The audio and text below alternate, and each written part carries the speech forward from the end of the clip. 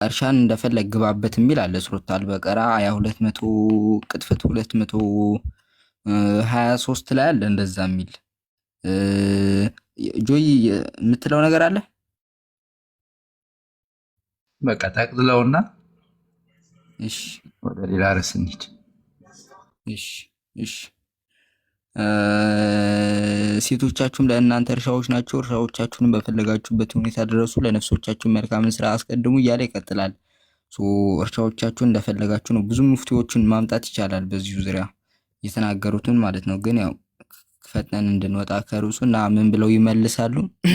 ያንን የቅዱምን ተጠይቀው እንትኑን ይቻላል እና ከተቻለ ደግሞ ያ ነገር ከተደረገ በኋላ ይጠጣል አይጠጣም የሚለው ነው። ክርክሩ ይጠጣል አይጠጣም አይደለም የሚከራከሩት። የፊቅ እስላማዊ ዳኝነት መጽሐፍ የተማሩ ሰዎች የሚከራከሩት ንጹህ ነው ወይስ አይደለም ነው። ንጹህ ከተባለ በቃ ለሁሉም ነገር እንዲጠቀሙበት እና እንዲህ ይላል።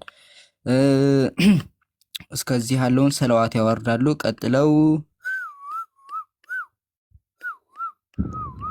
ይላሉ ያው ምን አይነት ቋንቋ ጀመረ? ኧረ እኔ አላነበውም ግደለኝ። ማሳየት በራሱ በቃ ይሁን እንጂ ይላሉ። በጣም ይከፋል። በቃ ያ ሁለት አይነት ነገር አለ መዋጥ ግን ሁለት አይነት እይታ አለ ብያችኋለሁ። ግን መዋጥም አይቻልም። ሊንኩን ላክልኝ ኦሪጂናል ሚልክ ይላል። በቃ ለኔ ሊንኩን ላክልኝ። ምንድነው መዋጥ የምትለው? ለኔ ሊንኩን ላክልኝ። አይ ተው ካለ እያነበብክ ነው ኮሜንት። ኦሪጂናል ሚልክ ይልልሃል። ይኸውላችሁ እስቲ አፍሪካ ቲቪ ላይ ፈትዋ ሲጠይቁ ሴቶቹ ወንዶቹን ፈትዋ ሲጠይቁ ተመልከቱ። እያንዳንዱ የሚያወሩት ስለ ግንኙነት ነው።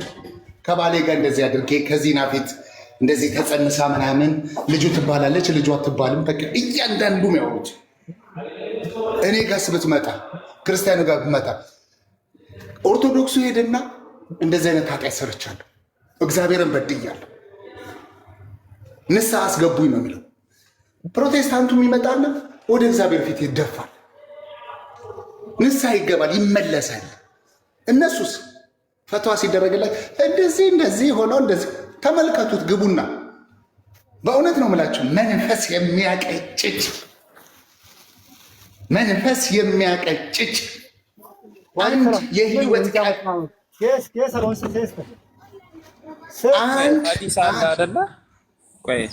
አንድ የህይወት ቃል ያልተወራበት ምን አልከኝ ካለ አንድ ሰው በህገወጥ መልኩ ልጅ ቢወልድ ያቺት ልጁን ማግባት እንደሚችል የሚናገር ይሳላል። ያ አለ ልጁ አይደለችም እና ማግባት ይችላል ከተፍሲር ውጪ ማለት ነው። ይኸው ቢክ ያወጣልሃል። በጣም ይሄ ቆሸሸን እኮ ቆሸሸን። አሁን የሚያሳየው በቃ በጣም እኔ ጋር ተፍሲሩ ነው ያለውና ተፍሲሩ ነው ያለው 2554ን ሲያብራራ የሚናገር ሀዲስ አለ። ሀዲሱን ነው ይጠፋኝ። ሀዲሱ አለ ከቪኪ ተፍሲር ቁርጡቢ ማውጣት ይችላል። ቪኪ ቁርጡቢ አለ። ቁርጡቢ ያንን ነገር ይናገራል።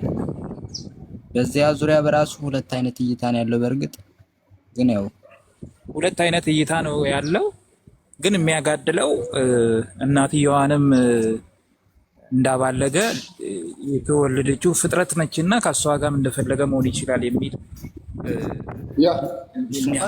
የሚደግፈው ያንን ነው። በሸሪዓ በራሱ ልጁ ስላልሆነች እንደፈለገው ማድረግ ይችላል ነው ቁርጡቢ የሚናገረው። በሸሪዓው ደረጃ ልጁ አይደለችም። ሸሪዓው የሚደግፈው ያንን ነው።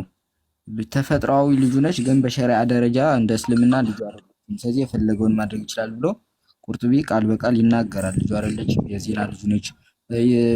የአፍሪካ እንትን ላይም አስቀምጠውታል እኮ አጅነቢይ ትሆንበታለች ለአባቱ ብለው ፈትዋ ሰጥተውበታል። አጅነቢይ ማለት ለአባቷ እንትን ትሆንበታል፣ ሂጃቡላ ታደርጋለች ባይዘው ለአባቷ እና እንደዛ ብለው አስቀምጠዋል። ሂጃብ የምታደርግበት ምክንያት ምንድን ነው? ይቅርና ተረከዝ አይቶ ድምፅ ሰምቶም የሙስሊም አንተ ድምፅ አስቸጋሪ ነው፣ ባይዘው አስቸጋሪ ነው። ወደ ነብይ የተቀየሩ ነው እነዚህ ሰዎች። ድምፅ ሰምተውም ሌላ ነገር ውስጥ ስለሚገቡ ንብ ነው እኮ በድምጽ የሚያረግዘው። እናንተ ሰዎች ሰው አይደላችሁ እንዴ? ባይሆን አጅነብይ ትሆንበታለች፣ ሂጃብ ታደርጋለች። ለምን ተሳስቶ ያ ማለት እንዳይመለከታት ማለት እንዳይመለከታት አጅነብይ። አዎ ለእናቷ ምናምን እኮ እንትን ነው ችግር የለውም። ለአባቷ ምናምን የምርም አባቷ ከሆነ አጅነብይ አይደለችም፣ ሂጃብም አታደርግም። አንዲት ሴት በአባቷ በቤተሰቧ ፊት ችግር የለውም። ኒቃብ ነው ምናምን የፊቷን ባትሸፋፈን ችግር የለውም። በወንድሞቿ ፊት ሜቢ አጎቶቿ ልጆች ጋር ያው የአጎቶቿ ልጆችም ቤት ሲመጡ ዘመድ ሳይሆን ለቅወራ ስለሚመጡ በእነሱ ፊት ትሸፋፈናለች። ግን በአባቷ በወንድሞቿ ፊት በእህቶቿ ፊት ያንን የማድረግ ግዴታ የለባትም። ታዲያ በአባቷ ፊት በተለምዶ የዲቃላ ወይም ከጋብቻ ውጭ የተወለደች ልጅ ከሆነች ግን በአባቷ ፊት መሸፋፈን አለባት። ለምን? አባትየው እናትየውንም እንደተመለከተና እንዳሳሳታት እሷ ከእሷም ጋር ግንኙነት ማድረግ ይችላል። ፍጥረት ነች። እሷንም እንደፈለገ ማድረግ ይችላል። ጀንጅኖ ሚስቱ ማድረግ ወይንም ሊያስወልዳት ይችላል የሚል አስተምሮ አለው። እንግዲህ ጋብቻ የሚል ነገር ስለሌለ ማለት መጽሐፍ ቅዱስ ምን ይላል? እንደዚህ አይነት በስህተት የተወለደች ልጅ እንኳን ቢኖረው አንድ ሰው ምን ማድረግ እንደዚህ አይነት እይታ አይደለም ዘመድ ነችና ወይንም የእሱ ፋሚሊ እንኳን እንዲያገባት አይፈቅድም። ዘኍልቍ ምዕራፍ 18 ላይ ትናንት እያየን ነው አይደለ? ብሩኬ ዘኍልቍ ምዕራፍ 18ን እያየ ነው ነበርና መመልከት የለበትም ይላል። ዞር ብሎ ሀፍረት እስካሁን መግለጥ የለበትም ይላል። which means ሊያገባት አይገባም ወይንም ደግሞ ወደ እሷ ሊገባ አይገባም፣ ዝሙት ነው ብሎ ነው የሚያስቀምጠው። መሐመድ ግን ምን አለ? እኔ ያለው ሌላ ጋር ማን ይወስዳል ነው፣ አሳድጌ ለማን ልስጥ የሚል አይነት እሳቤ ነው ያለው። እና የተመታ ሰውዬ እንዴት ነህ? ምን አገባ ሳደብ ነው የገባው። ሳደብ ነው የገባው። ምን አገባ ደነገጥኩኝ እኮ። ዘና በሉ ተዝናኑ። በራሳችሁ ወይ ፈጣሪ ይቅር በልህ። ምን አረፍ ምን አረግን? አነበብን እንጂ ጻፍን ወይ? እኛ እኮ አልጻፍን እያነበብን ነው። ያለ መረጃ ያወራነው ነገር አለ እንዴ? ያለ መረጃ ያወራነው ነገር አለ? ያለ መረጃ ምን መረጃ አለ እናንተ ጋር? እያሳየን ነበረ። አላየኸውም ወይስ አላመንክበትም? አላየኸውም። እንትን እያየን ነበረ። ልጅህ ማግባት እንደምችል ማለት ያለ ኒካ የወለድካት ልጅ ማግባት እንደምችል እያየን ነበረ። ዩዘር እኔ አልተቋረጥኩም። ዝም ሲል እኮ ምን አልክ? ያለ ኒካ የወለድካት ልጅ ማግባት ትችላለህ አትችልም? እኔ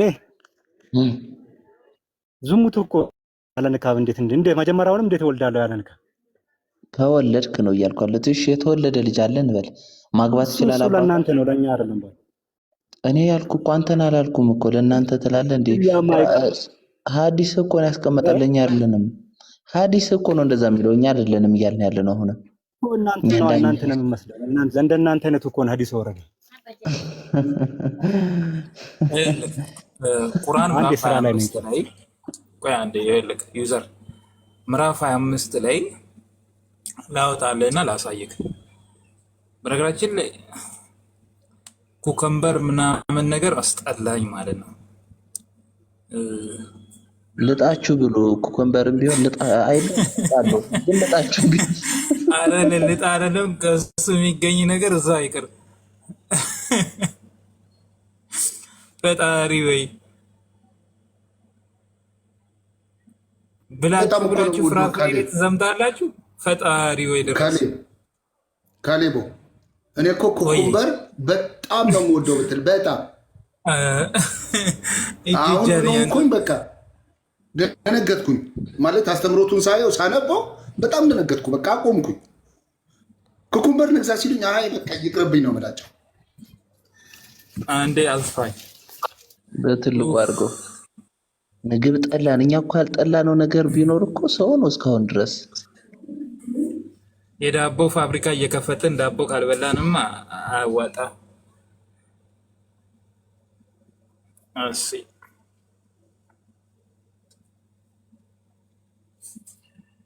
ልክ እንዲህ ይላል። እርሱ ያ ከውሃ ሰውን የፈጠረ የዝምድናና የአማች ባለቤት ያደረገ ነው። ጌታህም ቻይ ነው ይላል። እሺ ጌታ ሁሉን ቻይ ነው። ይኸው እና ይሄንን ምንድነው እስልምና ስለዚህ ቃል ምንድነው የሚያስተምረው ብለን ይሄንን ለማወቅ ዶክተር እሺ፣ ሰላም ናችሁ ጋይስ? ሰላም ነው ወይ?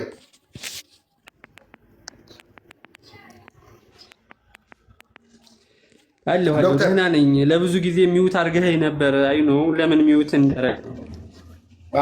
ምንም ችግር የለውም። ሚውት ከተደረግ ይፈተዋል። ጥያቄ ነበረኝ።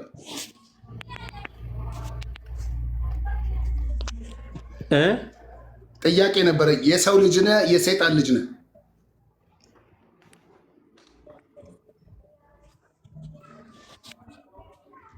ዶክተር ምን አልከኝ አባቴ? የሰው ልጅ ነህ የሰይጣን ልጅ ነህ? ከአስተምሮቶች አንጻር የሰው ልጅ ነህ ወይስ የሰይጣን ልጅ ነህ?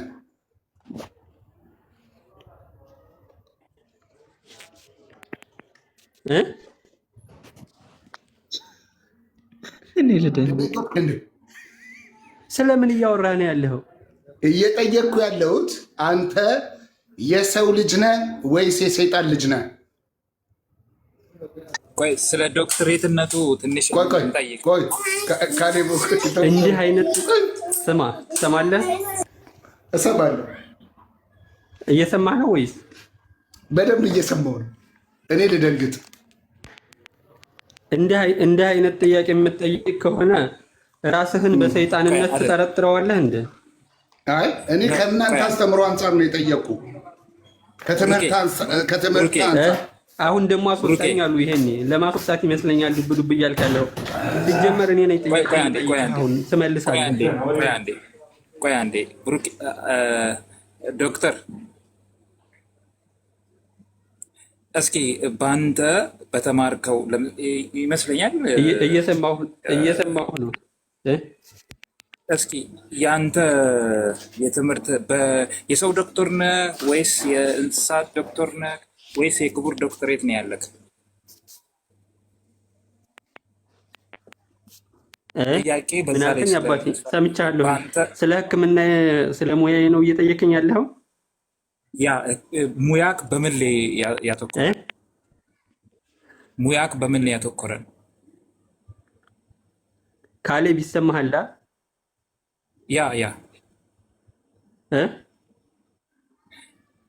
ይኸውልህ አሁን የተሰማራህበት የሰው ዶክተር ነህ? ሰውን ነው የምታክመው ወይስ የእንስሳት ዶክተር ነህ ወይስ የክቡር ዶክተሬት ነው ያለክ? ስምህን አይቼ ዶክተር ስለሚል ነው ልጠይቅ የወደድኩት። ሰላም ይብዛ። እያወራችሁ የቆያችሁት ሌላ አንተ አንገብጋቢ ነገር ብለህ ወይም ሌላ ነገር ማስተላለፍ ዶክተር ስለመቀየር አትሞክር። አዳምጠኝና የቆየኸው ነው ማውራት ያለ እሱን ልጠይቅህ በአንተ እውቀት ልክ እኔ እንድታስረዳኝ ስለፈለግኩ ነው። በጣም ይቅርታ ወንድሜ። በአንተ እውቀት ልክ የኔን ጥያቄ ያለኝ ሲጀመር እኔ እናንተ እንድትመልሱልኝ እፈልጋለሁ። ጥያቄ አለኝ እኔ ሌላ ስለመቀየራት ጠይቀኝ። 10 ጥያቄ ፈቅድልሃለሁ። 10 ጥያቄ ፈቅድልሃለሁ። የምሬን ነው የምልህ። 10 ጥያቄ እንድትጠይቀኝ ፈቅድልሃለሁ። አንድ ጥያቄ ይሄን መልስልኝ። በምንድን ነው 10 አንተ ጥያቄ ያ 10 ጥያቄ ክርስትና ላይ ትጠይቀኛለህ? ይሄን መልስልኝ። ምንድን ነው አንተ ስለዚህ ጥያቄን አሁን መጀመር ይችላሉ። የፈጣሪ ያለ ይሄን መልስልኝ መጀመሪያ። ጥያቄውን ልጠይቅህ ነው የገባሁት። በቃ ሌላ አይመለከትህም። ኖ እኔ አንዴ እስልምና የተነሳ ጥያቄ አለ እኮ የተነሳውን ጥያቄ ከመለስክ በኋላ እኔ 10 ጥያቄ እንድትጠይቅ ለአንተ ፍቃድ ሰጥሃል።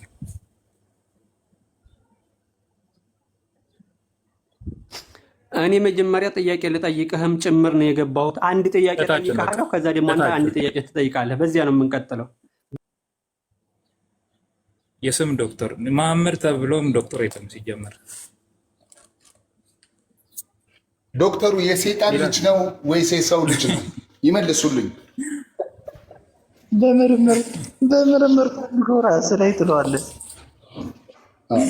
እኔ በቃ ይሄንን ፕሩፍ ያደረገ አንድ ሙስሊም የሰይጣን ልጅ ከሰይጣን ይወለድ ወይም ደግሞ ከአባቱና ከእናቱ ይወለድ የሚያውቀው ነገር ካለ አላውቅም። ከአባቱ እንጂ እናትየው ያው አርግዛ ስለምትወልደው ወልዶ ይጠየቃል። ለምን እንደፈራ ታውቃለህ? ሰው ከአጋንንት ሊጸንስ ይችላል ወይ ብዬ ጠይቀዋለሁ። አየክ፣ በሕክምናው ደግሞ ይቻል እንደሆነ እንደማይቻል ሰው እንዴት ሴት ልታረግዝ የምትችለው የሚለውን ሕክምናው የሚሰጠው እውነት አለ አይደለ? እውነት ከዛ ዶክተር ምን ብሎ እንደሚያምን መሐመድ ምን ብሎ እያስተማረ እንዳለ እስልምና ምን እንደሚል ለማሳየት ስለፈለግኩ ነው የነጠኩክ።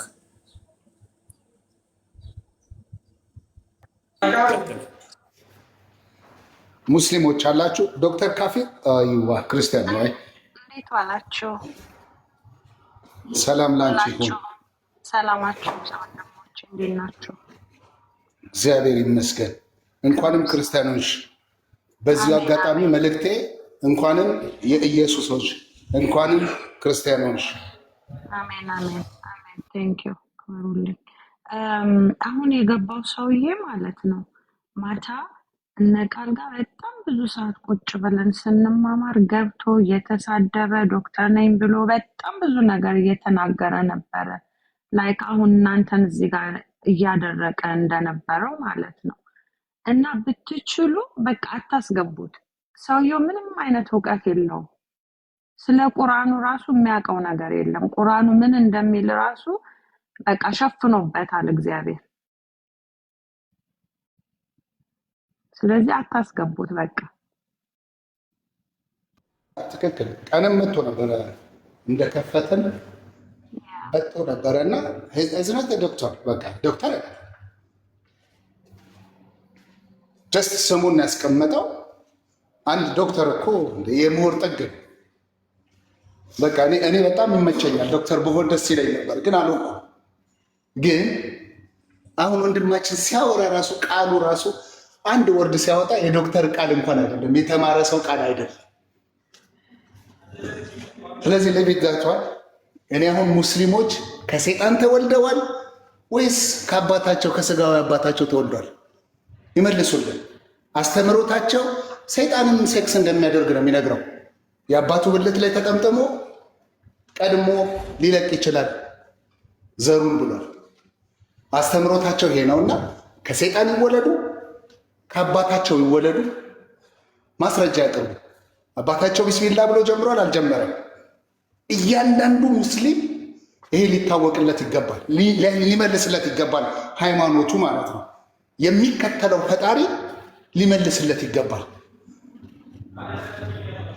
ብሩኬ እዛ ያለህ እስቲ አሁን ሴቷ በጀርባዋ ስተኛ ይፈቀድላትም አይደለ? ማለት ሴት ሙስሊም ሴት ሙስሊም እምቱ አሁን እሱ ቅድም እንዳልነው ቀድሞ ከአባቱ ቀድሞ ቢስሚላ ብሎ ካልጀመረ ከአባቱ ቀድሞ እሱ ያው ቃሉን አላወራውም ብቻ አደረገ። ያ ማለት ተጸነሰ። እንደዛ ከሆነ ሴትዮዋ በጀርባዋ ስትተኛ እንደዛ መውለድ ትችላለች ወይ ማለት ጂኒና ሰው ሊወልዱ ይችላሉ ወይ ስላልገባኝ ነው። እኔ በጣም እንጃ። እኔ ሳይንስ አይል እኔ ቁርአን እኔ እንጃ ሁሉም ጋር እንደተጣላ ነው። ኧረ ተው አላህ ስባት አለ። ብሩኬ ላክልለት። በአንድ ሐዲስ ላይ ነብዩ እንዲህ ብለዋል። ሁለት ሰዎች ግንኙነት እያደረጉ ባለበት ቀድሞ የዘር ፈሳሹ ወይንም ደግሞ ስሜቱን የጨረሰ ሰው ልጁ እሱን ነው የሚመስለው ይላል እና አሁን ደግሞ በሚወራው ላይ ደግሞ ሰይጣን ቀድሞ ያንን ነገር እንደሚያደርግ እየወጣ ነው። ትንሽ ከባድ ነው እና ታዲያ ከሙስሊም ሴት የሚወለዱ ልጆች ቀድሞ የሚወለደው አባቱን ይመስላል ከተባለ ቀድሞ የሚጨርሰው ጂኒ ከሆነ ደግሞ ጂኒ ነው የሚመስሉ። ለዛ ነው የሚነጫነጩብን። ኧረ ምኑን ሰጠኸኝ? ምኑን አመጣህ? ደግሞ ይሻላል ቀድሞ የጨረሰ አንብቤ በጣም ይቅርታ። ታዲያ አሁን ጂኒው ይሄንን ቀድሞ ይጨርሳል ከሆነ ያንን በመሐመድ አስተምሮ ቀድሞ የጨረሰውን ነው የሚመስለው ካለ እንግዲህ እነዚህ ልጁ ያንን ነው ቀድሞ የጨረሰውን ነው የሚመስለውና ለዛ ነው እንደዚህ ቱግ የሚሉት። ሰይጣን ነው ወዲያው ቱግ የሚለው ነው የማውቀው እሱ ባህሪ ላይ ነው። እኔ እንግዲህ እኔ የምስለው በሰይጣን በቃ በሰው ተመስለው የመጡ ሰይጣን ብዬ ነው መስለው። እንደዚህ አይነት ሰዎች ሰው ሆነው በቃ ሰይጣናዊ ባህሪ ያላቸው ብዬ ነው። አሁን እኔ የኔን ጥያቄ መልሱልኝ። ተወኝ፣ የኔን ጥያቄ መልሱልኝ። የኔ ጥያቄ ዛሬ ያለቃቸው ይመልስልሃል። ምን ነው የሚመልስልህ? ተጋብተን እየኖርን ነው ብላ እኔ ቪዲዮ ይቻለሁ፣ በውጮችም ቪዲዮ ይቻለሁ፣ በሀገር ውስጥም አይቻለሁ። ጌታ ምስክሬ ከባድ እኮ ነው ማለት በምንድን ነው የምንግባባ? ራሱ ሳይንስ አይደግም። ኤቪደንስ የለም እኮ። አንድ አረብ ባሏን ፈታ ነው ባል አግብቻለሁ አለች እንጂ ረጅም ጊዜ የጂኒ ባል። አቡ ሀይደርም እኮ በግልጽ ጂኒ ሚስቶች አሉን፣ ጂኒ ባሎች ለሴቶች አላቸው ብሎ በስርዓት ፈትዋ ሰጥቷል በዚህ ዙሪያ ላይ በስርዓት። ስለዚህ የኔ ጥያቄ አንድ ሙስሊም ሰው ከጂኒ ነው የተወለደው ወይስ ከአባቱ ነው የተወለደው? እናትየውን አፕሩቭ አደርጋለሁ 100%። እናት እውነት ስለሆነች፣ አባት ደግሞ እምነት ስለሆነ አፕሩቭ አላደርግም ማለት እንዲህ አላስረግጠው። እምነት ነው፣ በእምነት ነው የሚቀበለው አባትየው። እናትየው ግን እውነት ናት። በቃ 9 ወር ተሸክመም ስለምትወልደው ማለት ነው። ሰው አሁን እኔ አባታቸውን አድሬስ ያርጉልኝ። ሙስሊሞች ሊጠይቁ ይገባል። አባቴ ቢስሚላህ ብሎ ጀምሯል? እንደው ቢስሚላህ ማለት ሰይጣን የሚያባረክ ከሆነ ማለት ነው። ቢስሚላህ ብሎ ነው ከሚስቱ ጋር የተኛው? ሴቷስ በጀርባዋ ገለል ብላ አላሁ አክበር ምንድን ያለችው? አንዷ ሶሪ ቆቀቀይ ስትቀበል ስንትን ስትል ኧረ የሚሉት ነገር አለ ረቢል ዓለሚ ኦር ሰምቲንግ ይላሉ። ይሄን ብለው ነው ወይ የጀመሩት? ይሄን ብለው ነው ወይ የጀመሩት? እውነት በቃ ፈትዋ ሲሰጥ ስለሰማው ነው። ጌታ ምስክሬ በስርዓት ሰምቻለሁ። የተጻፈ ነገር አለ መጽሐፋቸው ላይ አንብቤዋለሁ። አሁን እነሱ ይሄንን ይስጡን፣ በቃ ይጠይቁ። አባታቸውን ሄደው ቢስሚላ ብለህ ጀምረሃል ወይ ብለው ይጠይቁ። ሙሉ ለሙሉ ተጠይቅ ሆነስ አለው ግን መረመርማ ከባድ ነው። ባርቆ እንደመጀመር እኮ ነው። ግን ይልላልታችሁ ነው ከባድ ነው። ከዚህ ጨለማ ውጡ፣ ከሰይጣን ልጅ ከመባል የእግዚአብሔር ልጅ እንድትሆኑ እንጠራቸዋለን። ይኸውላችሁ ከዚህ ጨለማ አባትን ከማታውቅበት ጨለማ ውጡ። የእግዚአብሔር ልጅ ኑ፣ በእምነት በኩል ኑ፣ ተጠመቁ፣ ኑ ወደ ክርስቶስ ወደ እግዚአብሔር ልጅነት ኑ። በቃ ይህንን ነው የምንጠራችሁ እኛ። ከዚህ አይነት ድንግዝግዝ ካለ ጨለማ ህይወት ውጡና ኑ። አትፍሩ። ኑ ክርስትና ይሻላል። ክርስትናን ተቀበሉት። ጌታን ተቀበሉት። ለተቀበሉት ሁሉ በስሙ ለሚያምኑት ለነዛ የእግዚአብሔር ልጆች የሆኑ ዘንድ ስልጣን ሰጣቸው እንደተባለ በስልጣን ኑ፣ ወደ እግዚአብሔር ልጅነት ኑ። ውጡ ከዚህ አይነት ህይወት። እንትንም ብሩኬ ሰይጣን ብቻቸው እንትን ሲሉ ማለት መኝታ ለሰይጣንም እንዲያዘጋጁ ይነገራል። የሆነ ሐዲስ አንብቤ ያለው እኔም ራሱ ጌታ ደነገጥኩ። በቃ እሱ ታችም እየጻፈው ነው ወንድም እሱ ሙስሊም 2084 ላይም እንደዛ ይላል። እና እኔ ከባድ እኮ ነው ጌታ ማለት ይሄን ያክል ግብዣ አድርገህለት እንዴት አይገረስስ? ምን ይላል መሰለህ? ጂኒም ሰውም ጂኒም ያልገረሰሳትን ነው የሚለው የሚያጠናደው። ሰውም ጂኒም ሰውም ያልገረሰሳት ወይም ደግሞ ዲፍላወር እንደው አማርኛው ትንሽ ስለከበደኝ ማለት ነው። ሰውም ዲፍላወር ያላደረጋት ጂኒም ወይም ደግሞ ሰይጣንም ዲፍላወር ያላደረጋት። እንግዲህ ሰይጣን ድንግልና ይወስዳል ማለት ነው እንደ እስልምናው አስተምሮ። አሁን ሴቷ በጀርባዋ እንዳትተኝ ተብላለች። በእውነት ነው የምላችሁ እንዴት እንደሚቀፍ። እያንዳንዷ ሙስሊም ሴት በጀርባዋ አትተኛም። ዋይ ሪዝን ምንድን ነው? በጀርባሽ አተኝ ስለተባልሽ በቃ በጎንሽ ነው የምተኙ፣ በደረስሽ ነው የምተኙ። ምን አይነት ስርዓት ነው የተሰጠሽ? ተሳስተሽ በጀርባሽ አተኝም ወይ? እስቲ መልሺ። ተሳስተሽ እንቅልፍ ላይ ሆነሽ በጀርባሽ አትገላበጭም? ሰው ነሽ፣ አንድ ጎንሽ ላተኝ። በዛ ሰዓት ጂኒ ቢገረስስሽስ ምን አውቀሻል? ምን ማስረጃ አለሽ? የባለፈው ልጅ ሰምታታል ያለችው እኔ አላቅም ነው ያለችው እኮ። በየት ነው መጣኝ ስትላት በጀርባ ያልተኛም ግን አላቅም። ያ በጀርባ መጀመሪያ ያልተኛም አለች። ለምንድን ነው ስላት አላውቅም አለች። ዝምዬ ነው እንደ መቀበለው? ዝምዬ አይደለም መቀበለው እኮ እንዴ። እንዲህ አድርግ ስባል ዋይ እላለሁ። ለምን እንዲሁን ስባል ለምን ሪዝን ፈልጋለሁ። ማወቅ አለብኝ የማደርገውን ነገር። እንዴ እኔ እንስሳ አይደለሁም። እዚህ ውስጥ ግባ ስባል ምገባ እንስሳ አይደለሁም። እንዴ እንዳስብ ተሰጥቶኛል፣ ጭንቅላት ተሰጥቶኛል እኮ እንድመረምር እንድጠይቅ ጭንቅላት ተሰጥቶኛል። በቃ ጠይቁ። ለምን ብላችሁ እንትን በሉ። በጀርባሽ አተኝ ስትባይ ለምን ብለሽ፣ ይምታሽ ስትባይ እሺ ይምታኝ። የአእምሮ ጎዶሎሽ? አዎ ጎዶሎ ነኝ። በሃይማኖትሽ ላይ ስትጠይቂ አላህን ፍሪ ተብለሽ የሆነ ነገር ይሸጉሩሻል። ውጪ ከዚህ ውስጥ።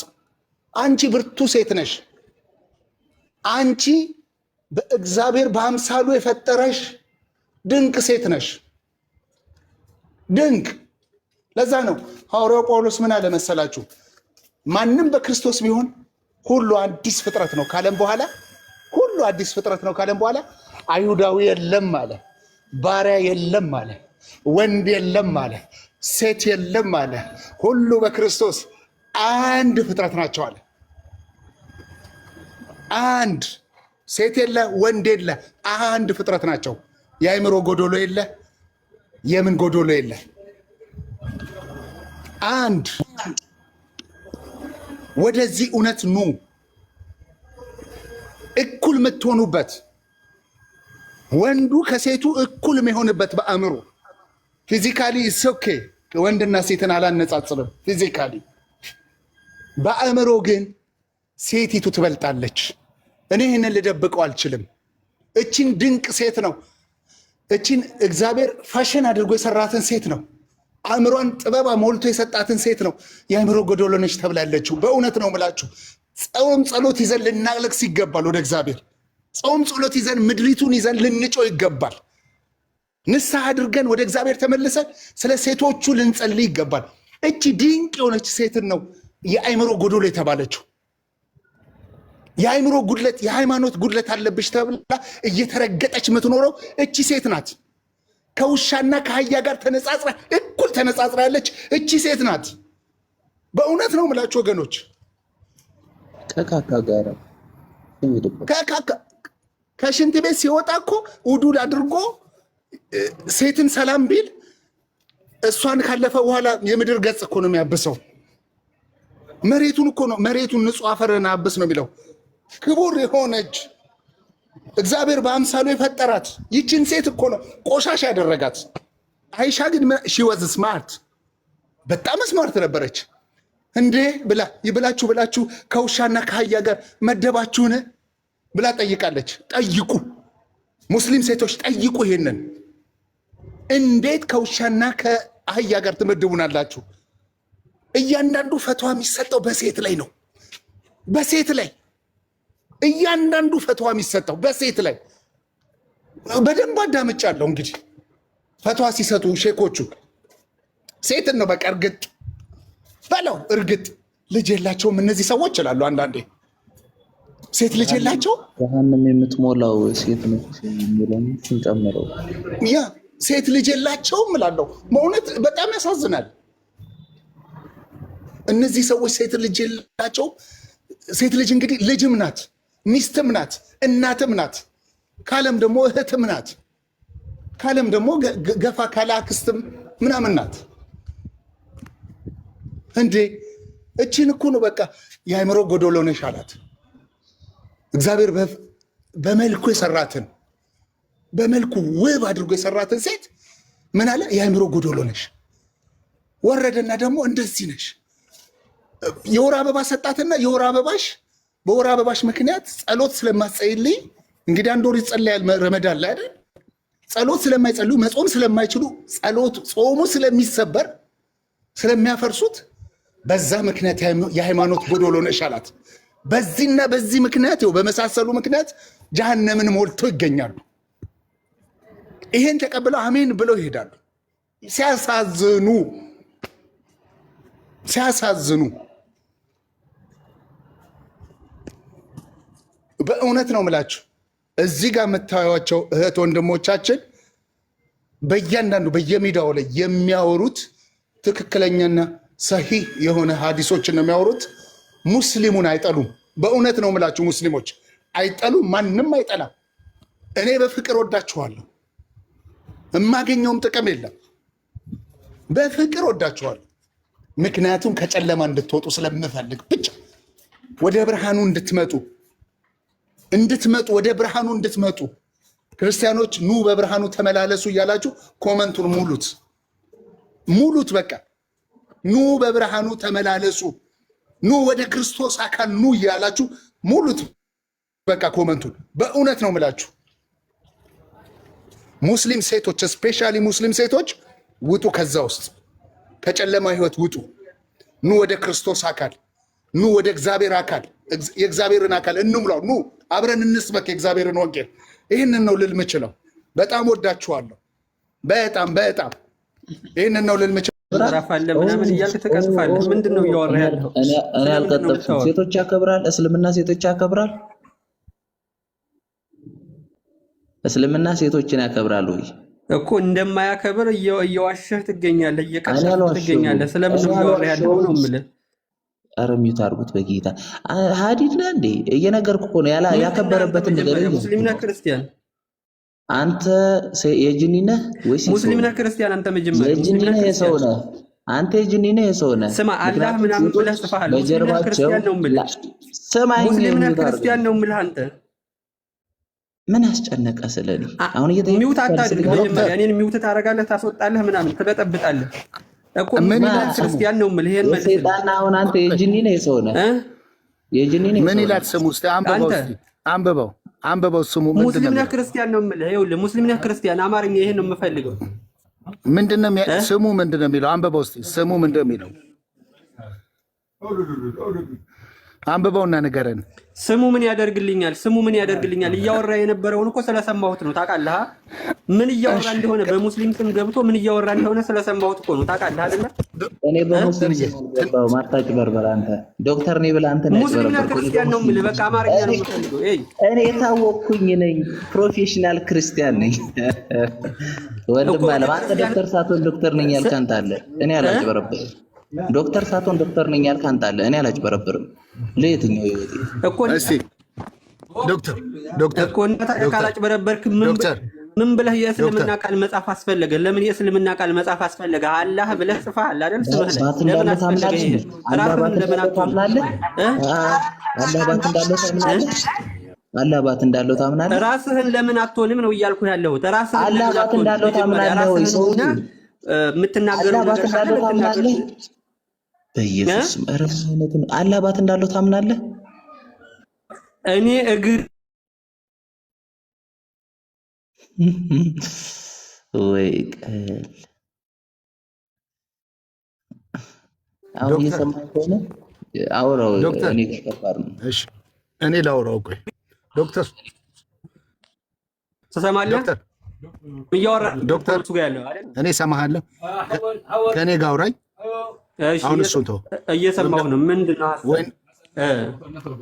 ወይም ደግሞ ጽሁፉን በደንብ ማንበብ አለብህ። ጽሁፉን የስሙን ጽሁፍ ከስሙ ችግር ካለብህ ጽሁፉን አንብበው። እሺ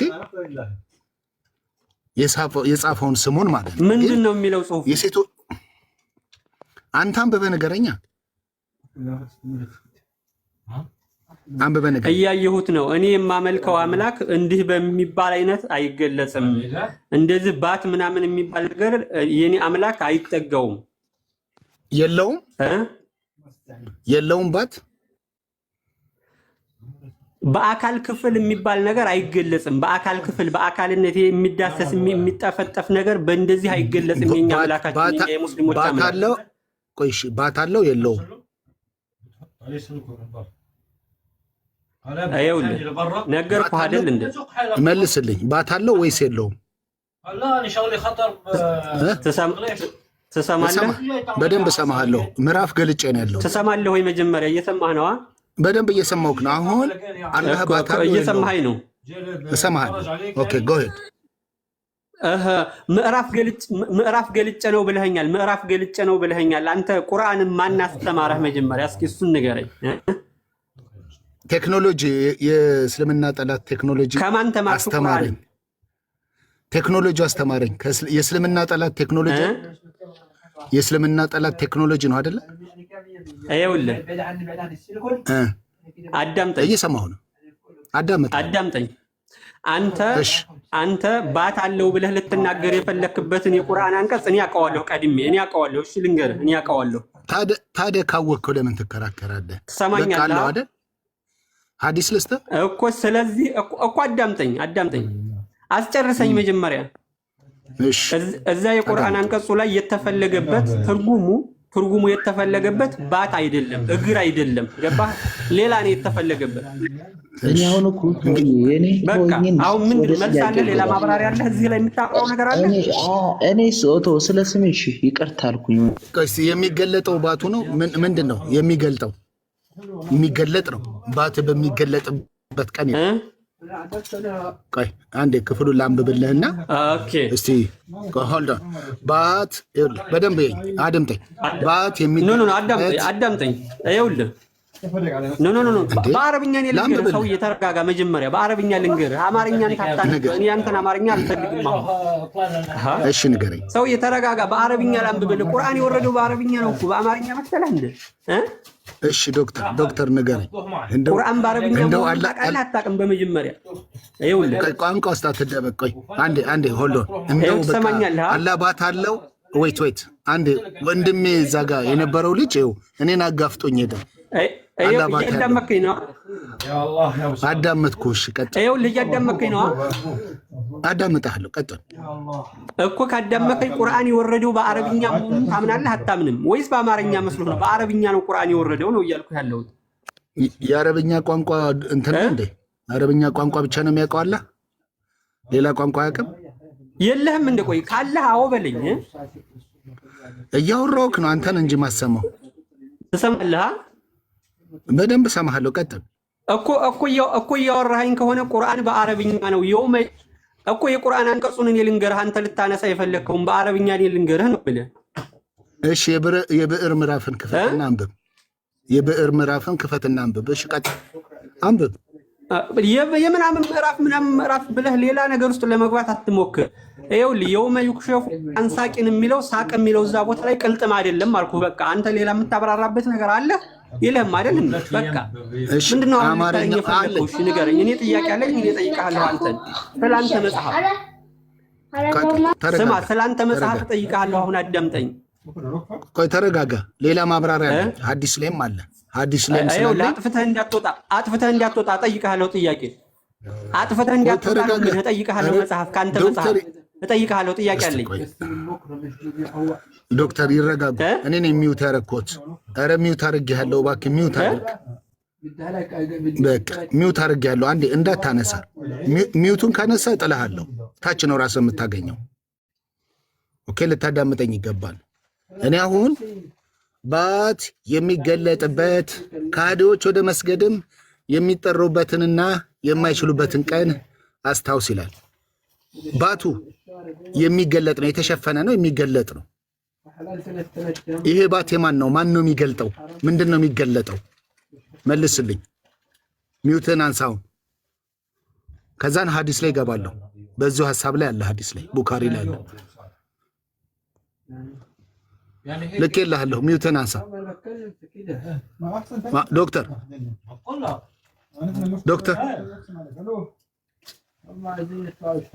ዶክተር መሐመድ ይዞት የመጣው መጽሐፍ ሐባብን ሴክስ እንድታደርጉ የተፈቀደ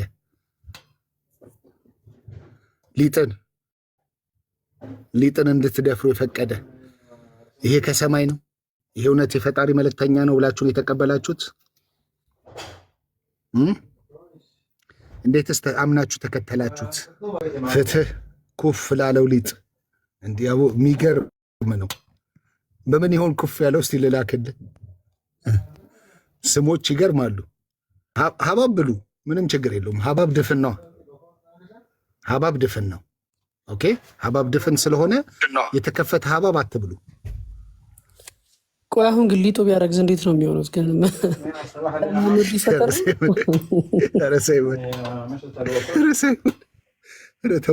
ሐባብ ብሉ ምንም ችግር የለውም ሐባብ ያልተከፈተ ሐባብ ሙሉን ሐባብ ግዙት ኦኬ የተከፈተ ሐባብ ከሆነ ግን አታውቁትም የተቆረጠ ሐባብ ይሄ 4 ቦታ 5 ቦታ እንትን ተብሎ የሚባል ከሆነ ላይታወቅ ይችላል ምን እንደሆነ የተደፈረ ሐባብ ይሁን ያልተደፈረ የምታውቁት ነገር የለም ሊጥ ግን ይሄ ዳቦ ግን በእውነት ነው የምላችሁ እኔ ማበረታታው ክርስቲያኖችን ሰንበት ትምህርት ቤት ውስጥ ገብታችሁ ማደራጀት ስፔሻሊ በውጭ የምትኖሩ ኢቭን ኢፍ አረብ ሀገር ያላችሁ እህት ወንድሞች አላችሁ አይደል እናንተ ወጣቱን ለመርዳት ካሰባችሁ እንደው 5 ሺህ ብር አዋጣችሁ የተወሰነ ሰው ሆናችሁ በኢትዮጵያ 5 ሺህ ብር እንደው 1 ሚሊዮን 2 ሚሊዮን ቢሆን ነው ዳቦ ቤት ገዝቶ ወጣቱን አደራጅቶ ለኢትዮጵያ ሕዝብ ለክርስቲያኑ እንዲሸጥ ማድረግ ነው ከክርስቲያኑ መግዛት ነው ይሄን ነው ለመክር መችለው የሙስሊም ዳቦ ቤት ይዘጋ ሌላ ነገር ደግሞ ልንገርህ ባይዘው ወይ ውሱ የሚባለው ዘመዳቸው ምን ታውቃለህ ነብዩ መሐመድ አዳም ሳይፈጠር በዛ ነበርኩ ብለዋል አሉ አሁን ትንሽ ቆይተው ቢሰሙት በቃ ሽርክ ነው ብለው ሊገሉት ነው የሰው ደግሞ እፎይ ነው ሊሉ ነው እኮ ምን እንደሚሻለው አላውቅም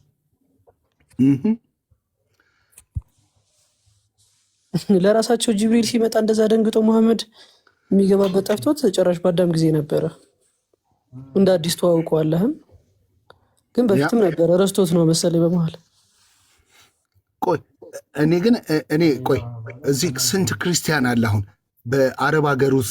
በአረብ ሀገራት ውስጥ ስንት ክርስቲያን አለ በርካታ ክርስቲያኖች አላችሁ አይደል ሴቶች አላችሁ ወንድሞች አላችሁ ኢሮፕ ላይ የምትኖሩ አላችሁ አይደል አንዱ ቤተክርስቲያን ላይ ሰንበት ትምህርት ቤቱን ተሰባስባችሁ እንደው 1 ሎሚ 50 ሎሚ ለአንድ ሰው ሸክም እንደሚሆን ሁሉ ለ50 ሰው ደግሞ ጌጡ ነው እሺ ሉሲዬ ላኪ እስቲ ለ50 ሰው ምንድነው ጌጥ ነው በእውነት ነው የምላችሁ ሉሲ ላኪ ወር ለ50 ሰው ጌጥ እንደሚሆን ሁሉ ኦብዘርቨር ገባብሽ እንግዲህ ቀደመ ለ50 ሰው ጌጥ እንደሚሆን ሁሉ አረብ ሀገር ያላችሁ ሴቶች ተሰባስባችሁ እንደው 100 ድርሃም ነው አይ ቲንክ ሶ ዩናይትድ አረብ ላይ ያላችሁ 100 ድርሃም ብታዋጡ ሳውዲ ላይ ያላችሁ 100 ራይል ብታዋጡ ሰንበት ትምህርት ቤት ውስጥ ያሉ ክርስቲያን ወንድሞችን አደራጅቶ ስራ አጥ የሆኑ ወንድሞችን ማለት ነው አደራጅቶ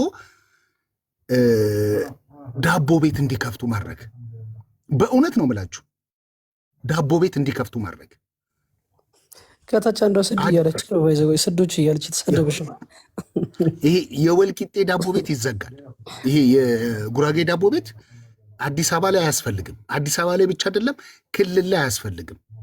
በጉሮሯቸው ነው የምንመጣው፣ በጉሮሯቸው። ስለዚህ ወጣቱን እያሰባሰብን በእውነት ነው የምላችሁ እኛ የተደፈረ ዳቦ ወሲብ የተደረገ ሊጥ አንበላም። ስለዚህ አሰባስበን ኢሮፕ ላይ ያላችሁም እንደዚሁ ማህበር ፈጥራችሁ ቤተ ክርስቲያኖቻችሁ ላይ ወጣቶችን ሰብስበው የሚታመን ሰው ጠርታችሁ መምህራኖች፣ ትልልቅ መምህራኖች አሉ በዚህ የሚታመኑ ለነሱ ወጣቶችን እንዲሰበስቡ አድርጉ። ዳቦ ቤት ይክፈቱ። የመጀመሪያው እንቅስቃሴያችን ይሄውን። ከዛ በኋላ ዳቦ ቤቱ ለማንም ይሸጣል። ዳቦ ቤቱን እንከፍታለን። ከዛ የተመረተው ምርት ማንም መግዛት ይችላል። ሙስሊሙም ይግዛል። ከክርስቲያን እንገዛለን ዱቄት፣ ለሙስሊሙም ለክርስቲያኑም እንሸጣለን። እነሱ እንደዚህ አይደል የሚያደርጉት? ስለዚህ እኛም ይህንን ማድረግ አለብን። በጎቸው መምጣት አለብን። ከዛ በኋላ ደግሞ ቀጣዩን በሂደት እያየን እናደርጋለን ማለት ነው። በሂደት እኔ አልተውም። ይሄ ነው በቃ ሲስተማቲክ ፖለቲክሱ ይሄ ነው።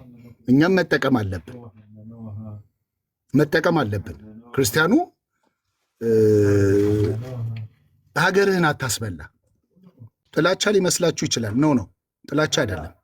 አባቶቻችን ስህተት ሰርተዋል፣ ትልቅ ስህተት። መቼ? ሙስሊሙን የተቀበሉ ሰዓት መጥተው እነዛ ሰሃባዎቹ ሲቀበሏቸው፣ 9ኙን ሰዎች ሲቀበሏቸው የዛ ሰዓት ስህተት ነው። ያ ስህተት ደግሞ በእኛ ትውልድ መደገም የለበትም። እነሱ የሰሩትን እኛ መስራት አያቅተንም። እዚህ ጋር ብራዘር የብዙዎች ባለሀብት የሙስሊሞች ባለሀብት ራዕይ ገባኸኝ?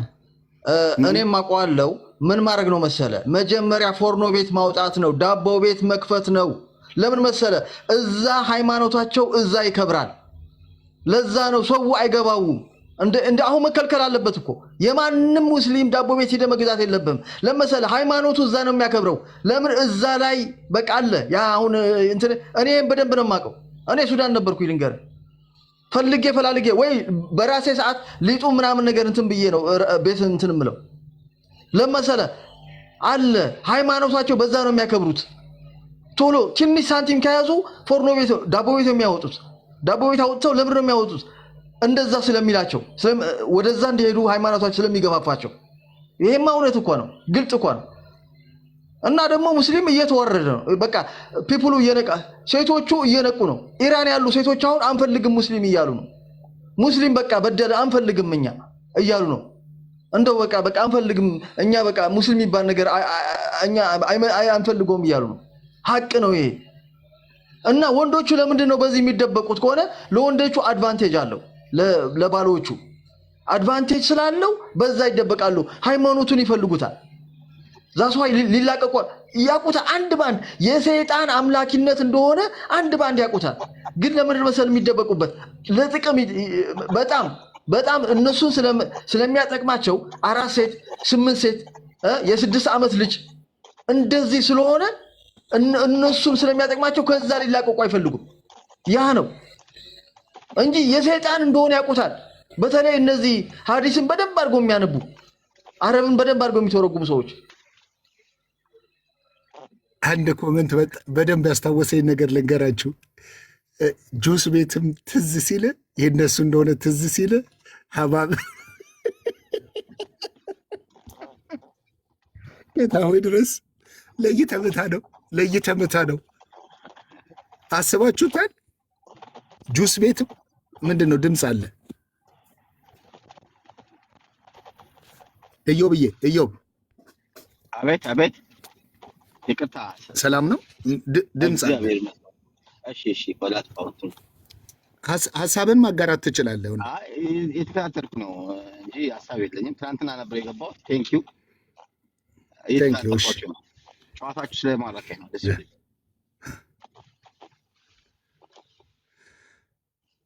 ያ ጁስ ቤቶች ትዝ ሲላችሁ ጁስ ቤት የሙስሊሙ ማህበረሰብ መሆኑ ሲገባ ትዝ ሲልህ ሀባብን አስታውስ። እንግዲህ ስንቶቻችሁ ጁስ የሀባብ ጁስ ጠጥታችኋል ኢትዮጵያ ላይ?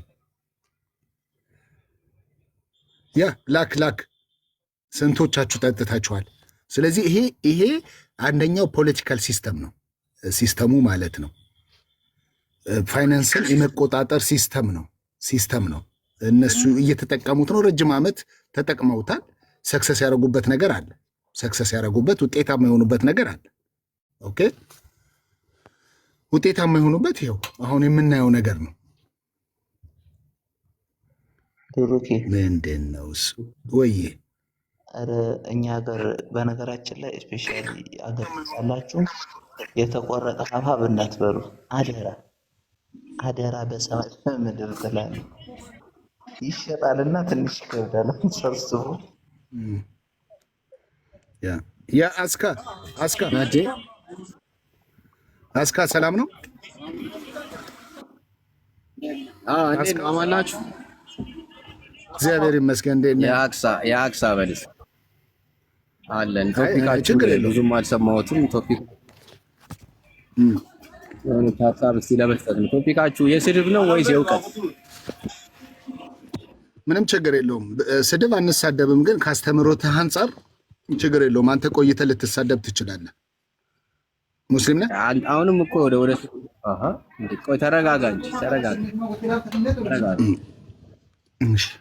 ስለ እኔ አንተ ታውቃለህ እንዴ? አይ አንተም ሳታውቅ እኮ ስድብ ነው ወይ ቶፒካችሁ አልከን። ለስድብ አመጪ ነው ሰማሁኝ እኮ ሳልሰማ እኮ አይደለም። እኔ እንደዛ እኔ እኮ ሰምቼ ነው፣ በማስረጃ ነው የምናገረው። የሰማሁን ነገር ምን ብለን ተሳደብን? በጣም ጥሩ። አሁን ይሄ እምነቱ በጣም ጥሩ። ይሄንን ይወዱታል፣ የሰይጣን አምልኮ መሆኑን ምናምን እያላን ነበር። አሁን ከኔ በፊት ምንድነው አልከኝ? አልሰማሁም። ከዚህ በላይ ስድብ አለ? አልሰማሁም። አሁን ከአንተ ከማውራት በፊት ማን ነው ምናምን የሚለው ልጅ የሰይጣን አምልኮ ነው ምናምን ይወዱታል ምናምን እያለ እየተናገረ አልነበረም? ማስረጃ ላቅርብልህ። ምኑን በለው እንጂ እስልምና የሰይጣን አምልኮ ለመሆኑ በከፊል ነው የሰማው። ለዛ ስለምኑ ነው ያለው? ተረጋጋ። እኔም አረጋጋለሁ እንደማለት። ስለምኑ ነው ያለው? ከእንትና ጋር አሁን አንተ ማስረጃ ማን እየሰደበ ነበር ላልከኝ እኮ ነገርኩህ አይደል? እንትና ፍቅርን አንድ ጊዜ እባክህን ከእንትና ጋር ያውራ፣ ከእፎይ ጋር ብቻ ያውራ። ስድብ ነው ያልከው፣ ግን ስድብ አይደለም። አንተ ራስህ ተረጋጋ። መጽሐፋችሁ ላይ ያለ ነው፣ ሀዲሳችሁ ላይ ያለ ነገር ነው እየተወራ ያለው። ፈጥረን ካወራን ስድብ ሊሆን ስለምችል ቢያንስ አልኩ ባይሆን እንዲያው የእናንተ መረዳት ልክ አይደለም ብለህ ነው እንጂ እንትን መጋፈጥ ያለብህ ያልተጻፈ ነገር አይደለም እየተነበበ ያለው። ስለዚህ ሰብር አድርግ፣ ተረጋጋ። ስለ ሊጡ፣ ስለ ኩኩምበሩ፣ ስለምኑ የራሳችሁ መጽሐፍ ላይ ያለ ነገር ስለሆነ እኛ የሌለ ነገር አምርተን ስናወራ ነው እንትን ማለት ያለባችሁ። እኔ ግን በአጭሩ የምጠይቅ ሙሐመድ ነብይ ነው ትላላችሁ። ለአረብ ብቻ የተላከ ነብይ ነው ወይስ ከነቢያቶች እምነት ጋር የሚሄድ ነብይ ነው? እኔ አሁን ይሄ የአጋንንትን ትምህርት ይዞ የመጣ ከነቢያቶች ወገን ያልሆነ ልዩ ነብይ ስለሆነ ለዛ ነው የሙሐመድ። አሁንም እየተሳደብክ እኮ ነው ያለ ማስረጃ። ጠይቅ እንጂ ስድብ ውስጥ አትግባ ወዳጄ እባክህ። እሺ በቃ እኔ እንደዛ ብዬ ነው የማምነው። ለምን ነቢያቶች አንተ እኮ የልህ በቃ ምናልባት ሰሞኑን በሁሴን ሚዲያ ምክንያት ብዙ ሰዎች እየሰለሙ ስለሆነ የልህ አስመሰለብህ ስድቡ አይደለም። አይ እኔ ሰው አሁን አንተ እኮ አሁን ቅድም ጥሩ ነገር ተናግረህ ነበረ። ይኸውልህ ምናልባት ከመጽሐፍ ነው የሚለው ምናምን ብለህ ጥሩ አመጣጥ መጥተህ ያጋንንት ምናምን እኮ የንዴት አስመሰለብህ። የእልህ አስመሰለብህ። የንዴት አይደለም። ከእውቀት ጋር በተመሰረተ ወሬ አውራ። ልንገርህ፣ አንተ መረዳት ትፈልጋለህ። ይኸውልህ አንተ መሐመድ የመጨረሻው ነብይ ነው ስትል ምን አይነት ነብይ ነው? ነቢያቶች ሁሉም ነቢያቶች ከእስራኤል ቤት እንደተነሱ እናንተም ታምናላችሁ አይደል? ስለዚህ ለአረብ ምድር ብቻ የተላከ ከየት ነው የመጣው ይሄ ነብይ፣ የመጨረሻው ነብይ የምትሉት? ይህን ራሱ ብታስረዳኝ ጥሩ ነገር ነው። ይሻላል እኮ አስረዳኝ ማለት አንድ ነገር ነው። የአጋንንት ያ ደግሞ አንድ የሰይጣን ይላል፣ እንደዚህ የሰይጣን አምልኮ እንደሆነ ያውቁታል ይላል ምናምን። ተናዳችሁ ነው የሚመስለው። ታውቃለህ የሚሰልሙት እስልምና በቃ ከሱ ጋር አትናደድ። መጀመሪያ ይኸውልህ ወዳጄ እኔን አንድ ያዳምጠኝ። እኔ አልተናደድኩም። ባትናደድ ወደ አጋንንት ወደ ሰይጣን ገለመሌ አትልም እኮ። አትናደድ። እውቀት ነው ይሄ። ለምን እንደሆነ ታውቃለህ? ይኸውልህ አሁን ወጥቶ ይነበብልሃል። አይሁዳውያንንና ክርስቲያኖችን በመግደል ጀነት እንደምትገቡ ያስተማረ ሌላ ነብይ ካለ በማስረጃ አትዝለል። ይኸውልህ ከርዕስ ወደ ርዕስ አትዝለል። ከርዕስ ወደ ርዕስ አትዝለል። አሁን ደግሞ አጋንንት ምናምን ትላለህ። አሁን ደግሞ እኔ ሰብር አድርጋ እባክህን፣ እኔ በማስረጃ ነው መጽሐፋችሁ ላይ አይሁዳውያንን እንደዚህ ነው። ይኸውልህ እንደዚህ እናድርግ። አንዴ እንደዚህ እናድርግ። እኔ ቆይ አንተ ሚውት እኔ የሌለ ነገር ካወራው ትጠይቀኛለህ። ከነቢያቶች ወገን አይሁዳውያንን ክርስቲያኖችን በመጨፍጨፍ ጀነት ትገባላችሁ ብሎ ያስተማረ አንድ ነቢይ አምጣልኝና ከዛ በኋላ ይኸውልህ እንዲህ ነው ብለህ ትነግረኛል። እኔ ደግሞ የሰዎችን በመግደል ጀነት ትገባላችሁ ብሎ ያስተማረ ነቢይ እንደሌለ ከመጽሐፍ ቅዱስ ውስጥ አውጥቼ ያሳያለሁ። የእናንተ ስፔሲፊክ ተረጋጋ እንጂ መረዳት ትፈልጋለህ እና እኮ እንድታስረዳኝ እኮ ነው። ወይ እኮ ጠየቅ እኮ አለቀ እኮ በቃ ዝም ብለህ እያወራህ እኮ ነው። አንድ ጥያቄ ጠይቅ። እሺ ካለ አውራው፣ ከእሱ ጋር ቀጥል። ማኝ ይኸውልህ ግባ፣ ፕሮግራም እያዝልህ ግባ። ሁሴን ጋር ግባ፣ ሁሴን ጋር ግባ። እኔም አለው እዛ ላይ። የአስካ ሰላም ነው የአስካ እንዴ? ሁሴን ልትለን እንደ መጣኸው? ሁሴን እኮ ልክ እንደ ነብዬ በቃ ሴቶች ስር እኮ ነው በቃ የሚሰበሰበው። ሴቶቻችሁን የእውቀት ባለቤት አይደላችሁም ትላችኋላችሁ፣ እነሱ ስር ነው በቃ ደብቁኝ ነው ያለውን 10 ምናምን ሺህ ሰው እፎ ይዞ ካስታወስክ እንደው መልእክቱ ይድረስ። ቁጭ ብለን እየጠበቅን እንቅልፌን አጥቼ እኔም ቁጭ ብለን እያንዳንዱ ሰው እየጠበቀ ሴቶች ሰብስቦ በር ዘግቶ ጥሩት እዚህ። አይ በነገራችን ላይ መልስ የላቸውም። ለምን? የራሳቸው መጽሐፍ ላይ ቁጭ ያለ ነገር ስላለ መልስ የላቸውም። ከእነዚያም እኛ ክርስቲያኖች ነን ካሉት ተመልከቱ። ከእነዚያም እኛ ክርስቲያኖች ነን ካሉት የጠበቀ ካልኪዳናቸውን ያዝን፣ በእነርሱም ከታዘዙበት ነገር ፈንታን ተዉት። ስለዚህ እስከ ትንሣኤ ቀን ድረስ በመካከላቸው ምን ጠብንና ጥላቻን ጣልንባቸው። አላህ የሚሰሩት የነበሩትን ሁሉ በእርግጥ ይነግራቸዋል አለ። ምን ጠብና ጥላቻን የጣለው ማን ነው? አላህ ነው ማለት ነው። ስለዚህ ጠብና ጥላቻን ደግሞ እንደ መጽሐፍ ቅዱስ የሚዘራ ማን ነው? እስቲ ከታች ኮመንት። ጠብና በወንድሞች መካከል ጠብና ጥላቻን የሚዘራ ማን ነው? ኮመንት እስቲ ኮመንት። ራሱ ላይ ዳቢሎስ እዛው 91 ላይ ይነግርሃል። እዛው 91 ላይ አይ ኮመንቶቹንም ማወቅ ስለፈለግኩ ነው፣ ሌላ አይደለም። ኮመንቶቹንም ይሳተፉ ብዬ ነው። ጠብና ጥላቻ እንደ መጽሐፍ ቅዱስ ሐሳብ፣ እንደ እግዚአብሔር ቃል ሐሳብ በወንድሞች መካከል ጠብና ጥላቻን የሚሰራ ማን ነው? ሰይጣን። እንግዲህ ጠብና ጥላቻን ዘርቶብናል አላህ። ስለዚህ እንደ መጽሐፍ ቅዱስ ሐሳብ አላህ ምንድን ነው? ተመልሶልኛል። ከታች 91 እናያት። ሰይጣን ይለናል። ሰይጣን የሚፈልገው የሚያሰክር መጠጥና በቁማር በመካከላችሁ ጠብና ጥላቻ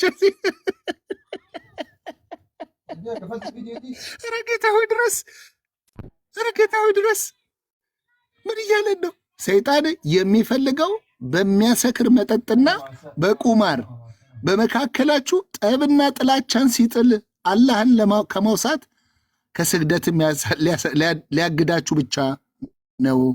ታዲያ እናንተ ተከልካዮች ናችሁ፣ ተከልከሉ ይለናል። ጠብና ጥላቻን ይዘጋ ይዘራል ሰይጣን፣ እንደ እስልምናውም ሐሳብ። አላህ ደግሞ እችን ሐሳብ ያዙት እስቲ ሱረቱል ማይዳ ሱራ 5:91ኛውን ሐሳብ ያዙት። እዚህ ጋር ማን ነው? አላህ ነው በክርስቲያኖች መካከል ምን ያደረገው? ጠብና ጥላቻን በመካከላቸው የጣለው። እሺ እንቀጥል። 64ን እንየው። እሺ እናንብበው። አይሁዶችም የአላህ እጅ የታሰረች ናት አሉ። እጃቸው ይታሰሩ ባሉትም ነገር ይረገሙ። አይደለም የአላህ እጆች የተዘረጉ ናቸው፣ እንደሚሻል ይለግሳል። ከጌታህም ወደ አንተ የተወረደው ቁርአን ከነሱ ብዙዎች ትዕቢትና ክህደትን በእርግጥ ይጨምርላቸዋል። በመካከላቸውም ጠብና ጥላቻን እስከ ትንሣኤ ቀን ድረስ ጣልን። ማን ነው እዚህ ጋር ጣዩ? አላህ። ጠብና ጥላቻን ጣዩ አላህ ነው። ቁጥር 14 ላይ ጠብና ጥላቻን ጣዩ ማን ነው? አላህ ነው። ቁጥር 91 ላይ ግን ማን ነው ጸብን የሚጥለው? ሰይጣን ነው። እንደ እስልምና አስተምሮ ሰይጣን ጸብንና ጥላቻን ጣይ ነው። አላህም እንደዛው። ስለዚህ አላህ ሰይጣን ነው ማለት እንችላለን ማለት ነው። ባይዘዌ አይለዩም እኮ ዙፋናቸውም አንድ አይነት ነው፣ ውሃ ላይ ነው። አላህና ሰይጣን አርሻቸው ውሃ ላይ ነው። ስለዚህ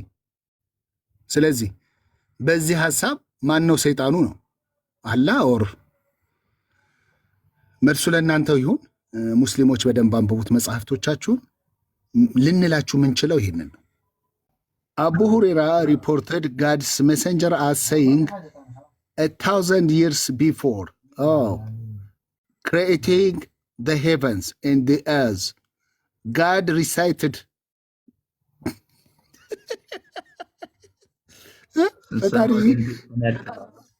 ተደገትኩኝ አንተ ሪሳይትድ ሱራ 20 ማለት ይሄ ሱራ 20 ያነብ ነበር ይቀራ ነበረ ኤንድ ሱረቱል ያሲንን ይቀራ ነበረ እያለን ያለው ኤንድ when the angels heard ይላል ምን መላእክቶች ሰሙ።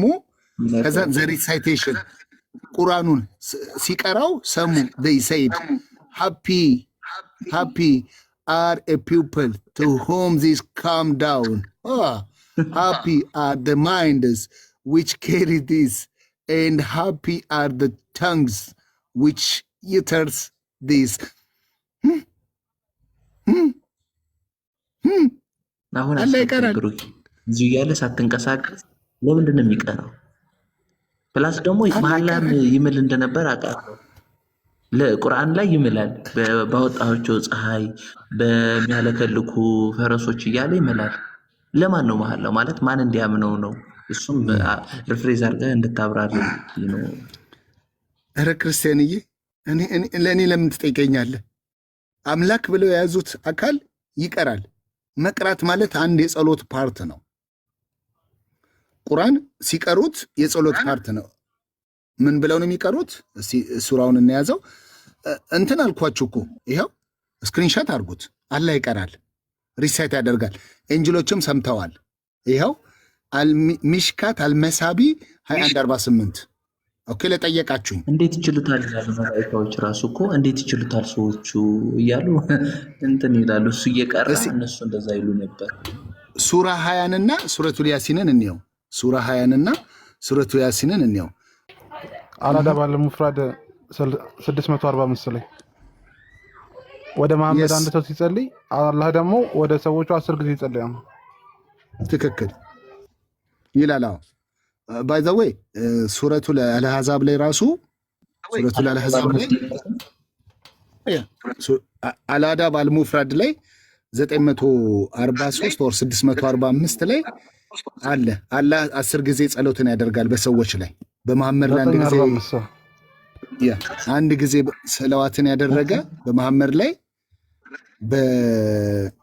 በመሐመድ ላይ እንደዛ ሲያደርጉ 10 ጊዜ ደግሞ አላህ ምን ያደርጋል?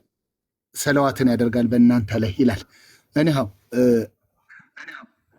ሱረቱል አልአሕዛብ ላይ 56ኛው አያ ላይ እንዲህ ይላል፣ ይሰሉና አልነቢይ ኢነ አላህ ወመለከቱ ይላል። ስለሚገርመኝ ነው። ኢነ አላህ ወመለከቱ ይሰሉን አልነቢይ ብሎ ይናገራል። አላህና መላእክቱ በመሐመድ ላይ ምን ይላሉ? ይጸልያሉ፣ ወይም ደግሞ ለመሐመድ ይጸልያሉ ነው። ምን ብለው ነው የሚጸልዩት ነው የኛ ጥያቄ። አንደኛው ይሄ ነው። ከዛ በኋላ እናንተ ያመናችሁ ሆይ ይላል።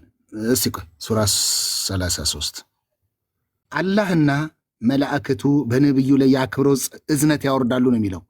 አማርኛው ነው ይሄ የሚለው። ይሰሉና ማለት ይጸልያሉ ማለት ነው። ይሰሉና ማለት ይጸልያሉ ማለት ነው። ማናማ አላህና መላእክቱ ወደ ነብዩ ይጸልያሉ ማለት ነው። ኦኬ እናንተ ያመናችሁ ሆይ በእርሱ ላይ የአክብሮት እዝነትን አውርዱ ይላል። ኦኬ ምን እያሉ ነው? አሁን ያመኑ ሰዎች በመሐመድ ያመኑ ሰዎች ምን እያሉ ነው በመሐመድ ላይ የአክብሮት እዝነት የሚያወርዱት? የመጀመሪያው ጥያቄ ይሄ ነው። ኦኬ እነሱ እንደዛ ካወረዱ አላህና መላእክቱስ ወደ መሐመድ የአክብሮት እዝነት ሲያወርዱ ምን እያሉ ነው? ምን እያሉ ነው? ሰዎቹ ባሉት ልክ ነው እነሱ የሚሉት ከሆነ ግን አምላክ ነው ማለት ነው መሐመድ። ስለዚህ የሚያሳየው ይሄ ክፍል መሐመድ አምላክ እንደሆነ ነው። እኔ 36ኛውንም አንቀጽ ስትመለከቱት እኩል ይፈርዳል። ማና ከአላህ ጋር እኩል ይፈርዳል። ትይዩ ሆኖ አላህና መልእክተኛው ይላል እዚሁ ክፍል ላይ ማለት ነው። ሱረቱል አልአሕዛብ አላህና መልእክተኛው ነገርን በፈረዱ ጊዜ ለምእመናንና ለምእመናት ከነገራቸው ለነርሱ ምርጫ ሊኖራቸው አይገባም። እኩል ድምፅ ነው ያለው። ስለዚህ መሐመድ ወይም አላህ የተባለው አካል ሽርክ አድርጓል። ባህሪውን የመፍረድ ባህሪውን ምን አድርጓል? ለመሐመድም አጋርቷል። ያ ኤማ ሙስሊምና ክርስቲያን እንከፍተዋለን። አላህ ይቀራ የነበረው ሱራ 20 እና ሱረቱል ያሲንን ነው። ሱራ 20 የውሃ ምዕራፍን ይህን ነው እንግዲህ ጣሃ ቁርአንህን በአንተ ላይ እንደተቸገረ አላወረድንም። አላህ እንዲህ ነው የሚጸልየው ማለት ነው። ይህን ነው የሚጸልየው ማለት ነው። ቁርአንህን በአንተ ላይ እንድትቸገር አላወረድንም። ምክንያቱም ሚሽካት ይህንን ያለው ሚሽካት ይሄንን ክፍል ይቀራል ያለው ክርስቲያን ይህን ክፍል አይደል ያመጣው ክርስቲያን ወር አላህ ትክክል። እሺ እኔ ልቅራላችሁ ቁርአንን በአንተ ላይ እንድትቸገር አላወረድንም። ማን ነው የሚለው? አላህ ነው። ግን አላህን ለሚፈራ ሰው እያለ ነው የሚጸልየው። አላህን ለሚፈራ ሰው መገሰጫ ዘንድ ሆነ። እሺ ምድርና የላይኛዎቹ ሰማያት ከፈጠረም ከአምላክ ተወረደ። ምንድን ነው የሚለው እንግዲህ? አርሃማን ነው በአርሹ ላይ ስልጣኑ ተደላደለ። እሺ በሰማያት ያለው በምድርም ያለው በመካከልም ያለው ከአፈር በታችም ያለው ሁሉ የጸሎት እንትን መሰል አይደለ ድምፄ እዚህ ጋር እፎይ እዚህ ጋር መላእክቱም አላህ ብቻ ግን አይደለም፣ መላእክቱም አንድ ላይ ነው እንደዚህ ያሉ የሚጸልዩት። እነሱ ይሰማሉ እንጂ ሰምተዋል። ሐዲሱ እንደሚለው አላህ ምን አለ? ጸለየ ነው። ከዛ በንግግር ቁርአኑ ላይ ጋር ብትጮህ እርሱም ሚስጥርን በጣም የተደበቀን ያውቃልና አላህ ከእርሱም ሌላ አምላክ የለም፣ ለእርሱም መልካሞች የሆኑ ስሞች አሉት። አሚን። የሙሳም ወሬ በእርግጥ መጥቶልሃል። እሳትን ባየህና ለቤተሰቦች ኦፍኮርስ መተርጎም አለበት፣ መተርጎም አለበት። ይቀራ ነበር አብርሃም። አዎ አላህና እሳትን ባየህና ለቤተሰቦቹ ቆዩ፣ እኔ እሳትን አየው ከእርሷም ችቦን ላመጣላቸው ወይም እሳቲቱ ዘንድ መሪን ላገኝ ከጅላለሁ ባለ ጊዜ አስታውስ። አሚን። በመጣትም ጊዜ ሙሳ ሆይ በማለት ተጠራ። ይህን ክፍል ነበር ሲቀራ የነበረው። አኮርዲንግ ዚስ ሐዲስ ማለት ነው። በዚህ ሐዲስ መሰረት ይኸው ቁርአን 20 እና ሱረቱል ያሲን የት ነው ሱረቱል ያሲን ያለው? ሶሪ ሱረቱል ያሲን የት ነው ያለው? ግን አድርጎ ቁርአኑን ክፈትና ከዛ እንትኑን ንገረው። አዎ መልሰህ ግባና ያኛው ቁርአን የለህም? ይሄኛው ቁርአን ያኛው የለኝም። ሱረቱል ያሲን ያሲን ያሲን ያሲን ያሲን ያሲን ያሲን ያሲን። እስቲ እንግዲህ አላህ እንደዚህ ቀርቷል እያለን ያለው መሐመድ እቹትና 36 ኦኬ የስ የስ ጥበብን በተሞላበት ቁርአንን እምላለሁ አንተ በእርግጥ ከመልእክተኞቹ ነህ። ማንን ነው ቁርአንን ነው የሚለው? በቀጥታ መንገድ ላይ ነህ። በአረብኛ ሲሆን ይጥማል። አሸናፊ አዛኝ ከሆነው አምላክ መውረድን ተወረደ። እሺ አባቶች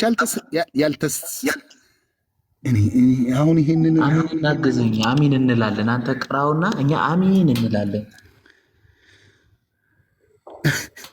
ይኸውና እንግዲህ ሱረቱል ያሲንን ቀርቷል እያለን ነው አዲሱ። እስቲ ቁጥር 2 አድርገው። እኔም እኮ ግራ እየገባኝ ነው ጌታ። እኔ እኮ መሐመድ ነው የጻፈው። የሆነ ቁርአንም የሆነ እንትን እያየሁ ነበር። የሆነ ምዕራፍና ወደ ላይ ከፍ አድርገው፣ እስኪ ዝቅ አድርገው ወደታችና እንየው። ቁጥር 2 አካባቢ እንየው። ጥበብ በተሞላ ቁርአን እምላለሁ። ለምን ነው የሚመለው? እኔ እኮ አላህ ነው የሚመለው። አላህማ በፈረሶች የሚመል የለ እንዴ? አዎ በፈረስ ፈረሶች ለምን ይመላል እኮ ምን ችግር አለበት? እሱ በምንም ይመላል እንዴ? አይደለም በቁርአን ማለት ነው። ቁርአኑማ እሱ ቃል ነው። ቁርአን እኮ ትልቅ ነው። ተክቢር አውርድ እየተባሉት ነው። እና እኔ ልቀበልህ አሚን ልበል፣ አንተ ቀራ። ይህንን ነው ኦብዘርቨር። ሰላም ነው፣ እንዴት ነህ? ሰላም ነው፣ እንዴት ናቸው? እግዚአብሔር ይመስገን። አላህ ቀራ አሉ፣ ቁርአን ቀራ፣ ቁርአን አነበበ አሉ። ኧረ ይኸው አንብብ። የት ነው ዛሬ? እንደውም የሆነ ነገር ሰምቼ ነው የመጣሁት። እስቲ አይታየኝም። እሺ ይኸው 21:48 ነው። 21:48 ክፈትና ኮንፊርም አድርገልን። አቡ ሁረይራ God's messenger as saying 1,000 years before creating the heavens and the earth, God recited Taha, Ara Basmam, and Yasin. And when the angels heard the recitation, they said, "Happy are the people to whom this comes down. Happy are the minds which carry these, and happy are the tongues which utter this."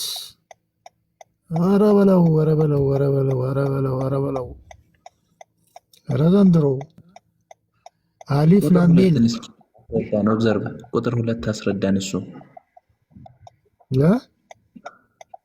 ቁጥር 2 ልቅራላችሁ። አላህ ይህንን የቀረው እውነቴን ነው የምላችሁ። አላህ ይህንን የቀረው ጥበብን በተሞላበት ቁርአን እምላለሁ አንተ በእርግጥ ከመልክተኞቹ ነህ፣ በቀጥታ መንገድ ላይ ነህ። ማን ነው በቀጥታ መንገድ ላይ? ከታውዘንድ በፊት አሚን አሚን አትበል። ቆይ አንተ እንትኑን ስክሪንሾት ልውሰድ አንዴ። አዲሱን እልክልሃለሁ በውስጥ ምን ችግር አለው? እኔ ደግሞ ሙሴ ድንጋይ አባሮት ድንጋይ ሲሮጥ ሙሴ ሙሴ ታሪክ ሊታጠብ ብሎ ልብሱን አውልቆ ድንጋይ ላይ አስቀምጦ ድንጋይ ይዛበት ሄዳ ኧረ ልብሴን እያለ ነበር።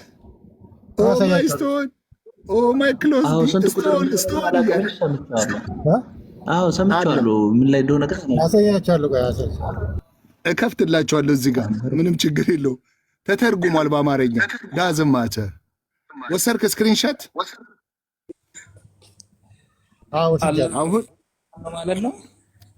አላህ ቁርአን ሲቀራ አድምጥ፣ ካሌብ አድምጥ።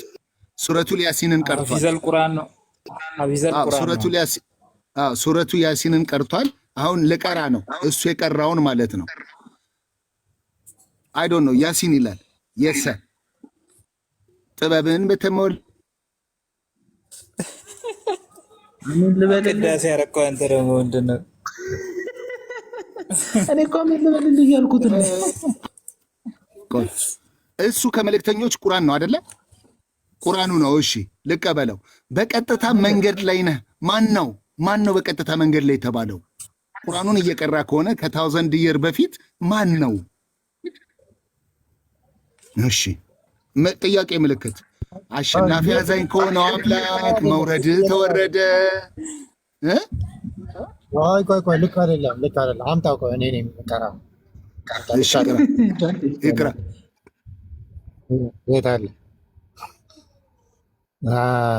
ትንሽ አተገኛ አሊፍ ላም ሚም ሲን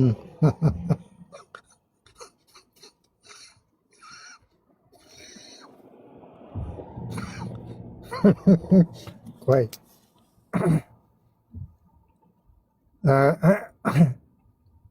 ጥበብን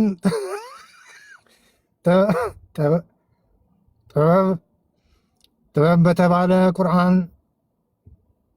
እምራለው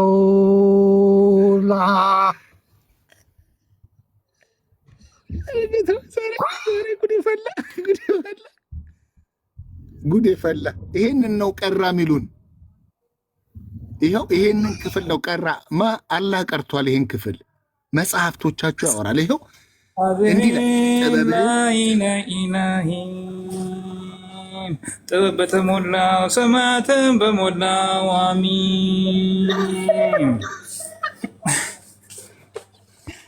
ኢነላ ኢና ራጁን ወደ ታች ከፍ አድርገህ በታስነብበኝ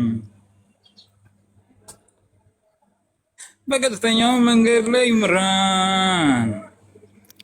ሆልዶን ቁም። ማነው በቀጥተኛው መንገድ የሚመራው? ቁም። ማነው በቀጥተኛ መንገድ የሚመራው? መልስ። እሱን አጠይቀኝ። እሺ ቀጥል። ከተአምራቶችን እናሳያና ቅም እንበል። አሚን። ከከፍታዎች በላይ ባህሮች ላይ ፏ እንበል። አሚን። ቀጥል። ለምንድን ነው እሱ አሁን ይሄ እንዲህ ሊተች ይገባል። በእውነት ነው የምላችሁ ነው። አሁን ቀልዱን እንተወው። ይህን ክፍል አላህ ከ1000 ይር በፊት ቀርቶታል እያለን ነው። ከ1000 ዓመታት በፊት ቀርቶታል፣ ሪሳይት አድርጎታል እያለን ያለው ወገኖች። ከብዛታቸው የተነሳ ቃሎቻቸው እንደበዛ፣ ስለዚህ እናስተምራችሁ ዘንድ አወረድን።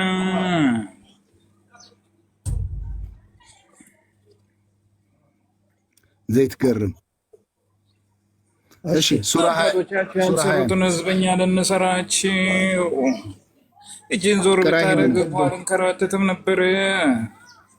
ይሄው ቁርአን ይሄንንም ቀርቶታል። ሰማለህ ወይ? አቤት ሎጋው ልትቀራ ነው። አላህ የቀራውን ክፍል ነው የምናሳየው። እሱ ያው ያዙት ለቀጣይ ምንን ኮንፊርም ለማድረግ እንደሆነ ይረዳቸዋል ብዬ ተስፋ አድርጋለሁ። ነገር ግን ቅድም ጀምረ ነው የነበረው የለም። ምክንያቱም አጋንንት ምናምን እያለ ለመቀበጣጠር ሞክሮ የሄደው ማለት ነው። 5:14 5:64 እና 5:91 እንደሚያሳየን ከሆነ ማንነቱን በጣም ለይተናል፣ አውቀንበታልም። ሌላው ደግሞ ሱራ 93 ከ1 እስከ 3 የወጣው የለም። በረፋዱ ምላለው በነጋት ምላለው በረፋዱ እያለ የሚምልበት የሚገዘትበት ለዛ ሱራ አስባቡ እኮ ስናየው ማን ነው? አሁንስ ሰይጣን ለቆሃል መሰለኝ ተብሎ ተጠይቆ እኮ ነው ሰይጣን ተብሎ ተጠርቶ አላህ አለሁ አልለቀኩህም አልተውህም አለ የተባለለት። ስለዚህ ማን ተጠርቶ ነው ሰይጣን ብቅ ያለው? በረፋዱ ምላለው በሌሊቱም ጸጥ ባለ ጊዜ ጌታ አላሰናበትህም አልጣለህም። አሜን። ይሄ ሐሳብ ያመጣኸው ሰይጣን ተጠርቶ አላህ አቤት ያለበት ቦታ ነው። ሳይጠሩት አቤት የምን ጎረቤት ማለት ነው? ሐዲሱን ላውጣልህ። ሳይልኩት ወዴት? ሳይልኩት ወዴት? ሐዲሱን ላውጣልህ። ይኸው በደንብ አድርገህ ይኸው በደንብ አድርገህ ትችላለህ። 000000 ሰላም ነው። ተአምራታችሁ ልናሳያችሁ አስቀረናችሁ። አሁን እኔን ከአላህ ማን ይለየኛል?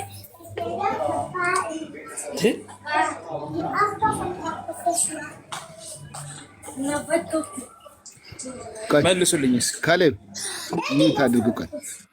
ካሌብ ሚውት አድርጉ። ተርጉሜዋለሁ፣ ተተርጉሟል። እንግዲህ ቀጥታ ማለት ነው። ጅብሪል እንዲላል። ጅብሪል ቡካሪ ነው፣ የቡካሪ ነው። ሳይ ቡካሪ ጥርቅም ነው 1125 ነው ሐዲስ ቁጥሩ። ጅብሪል ቢን አብደላ ኦኬ፣ ቢን አብደላ እንደተረከው ጅብሪል ወደ ነብዩ ዘንድ አልመጣም ነበርና ከቁረይሽ ሴቶች አንዷ ሰይጣን ትቷሃል ጥሎሃል አለችው። ለዚህም መለኮታዊ ራእይ መጣ። ምን ሰይጣን ጥሎሃል ስለተባለ ትቷሃል ስለተባለ መለኮታዊ ራእይ መጣ። በቀትርም ሆነ ሌሊትም በሌሊትም ጸጥ ባለ ጊዜ ጌታ አልተወህም አልጣለህም። ከ1 እስከ 3 ወረደ። ሰይጣን ነው ትቷል የተባለው። ሰማችሁ? ማን ነው? ድምፅ አለ በጣም ሆልዶን። አዎ ሎጋዊ አንተ ጋር ነበረ።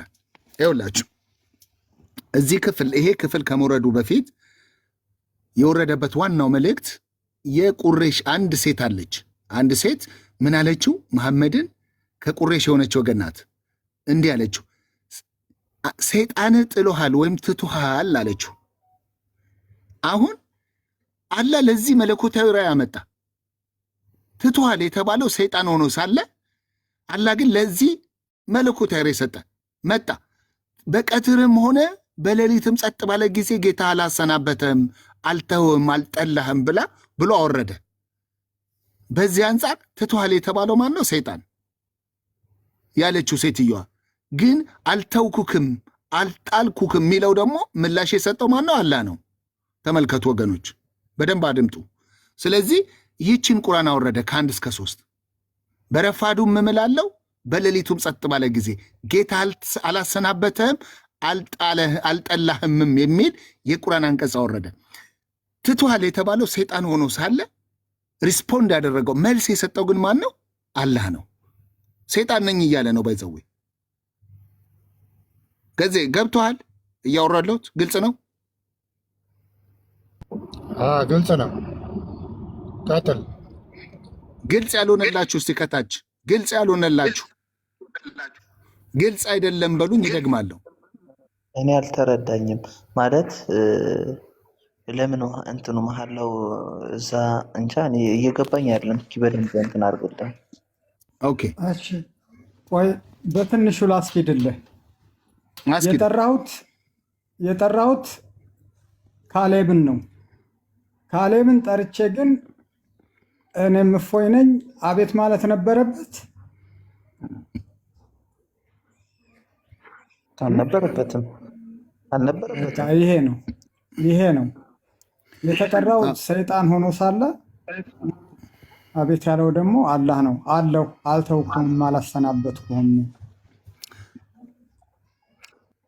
በመሰረቱ መልስ መስጠት ነበረበት። አለ አንድ የሚያብራራ ክፍል ላንብብላችሁ። ቆይ ሳይ ቡካሪ 4950 ሐዲስ ላይ ነው ያለ ሐሳብ ነው። ጁንዲብ ቢን ሱፈያ እንደተረከ ይላል። አንድ ጊዜ ያለ መልእክተኛ ሰለላሁ ዐለይሂ ወሰለም ታመው የሌሊት ሶላታቸውን ወይም ተሐጁድ ለ2-3 ሌሊት መስገድ አልቻሉም።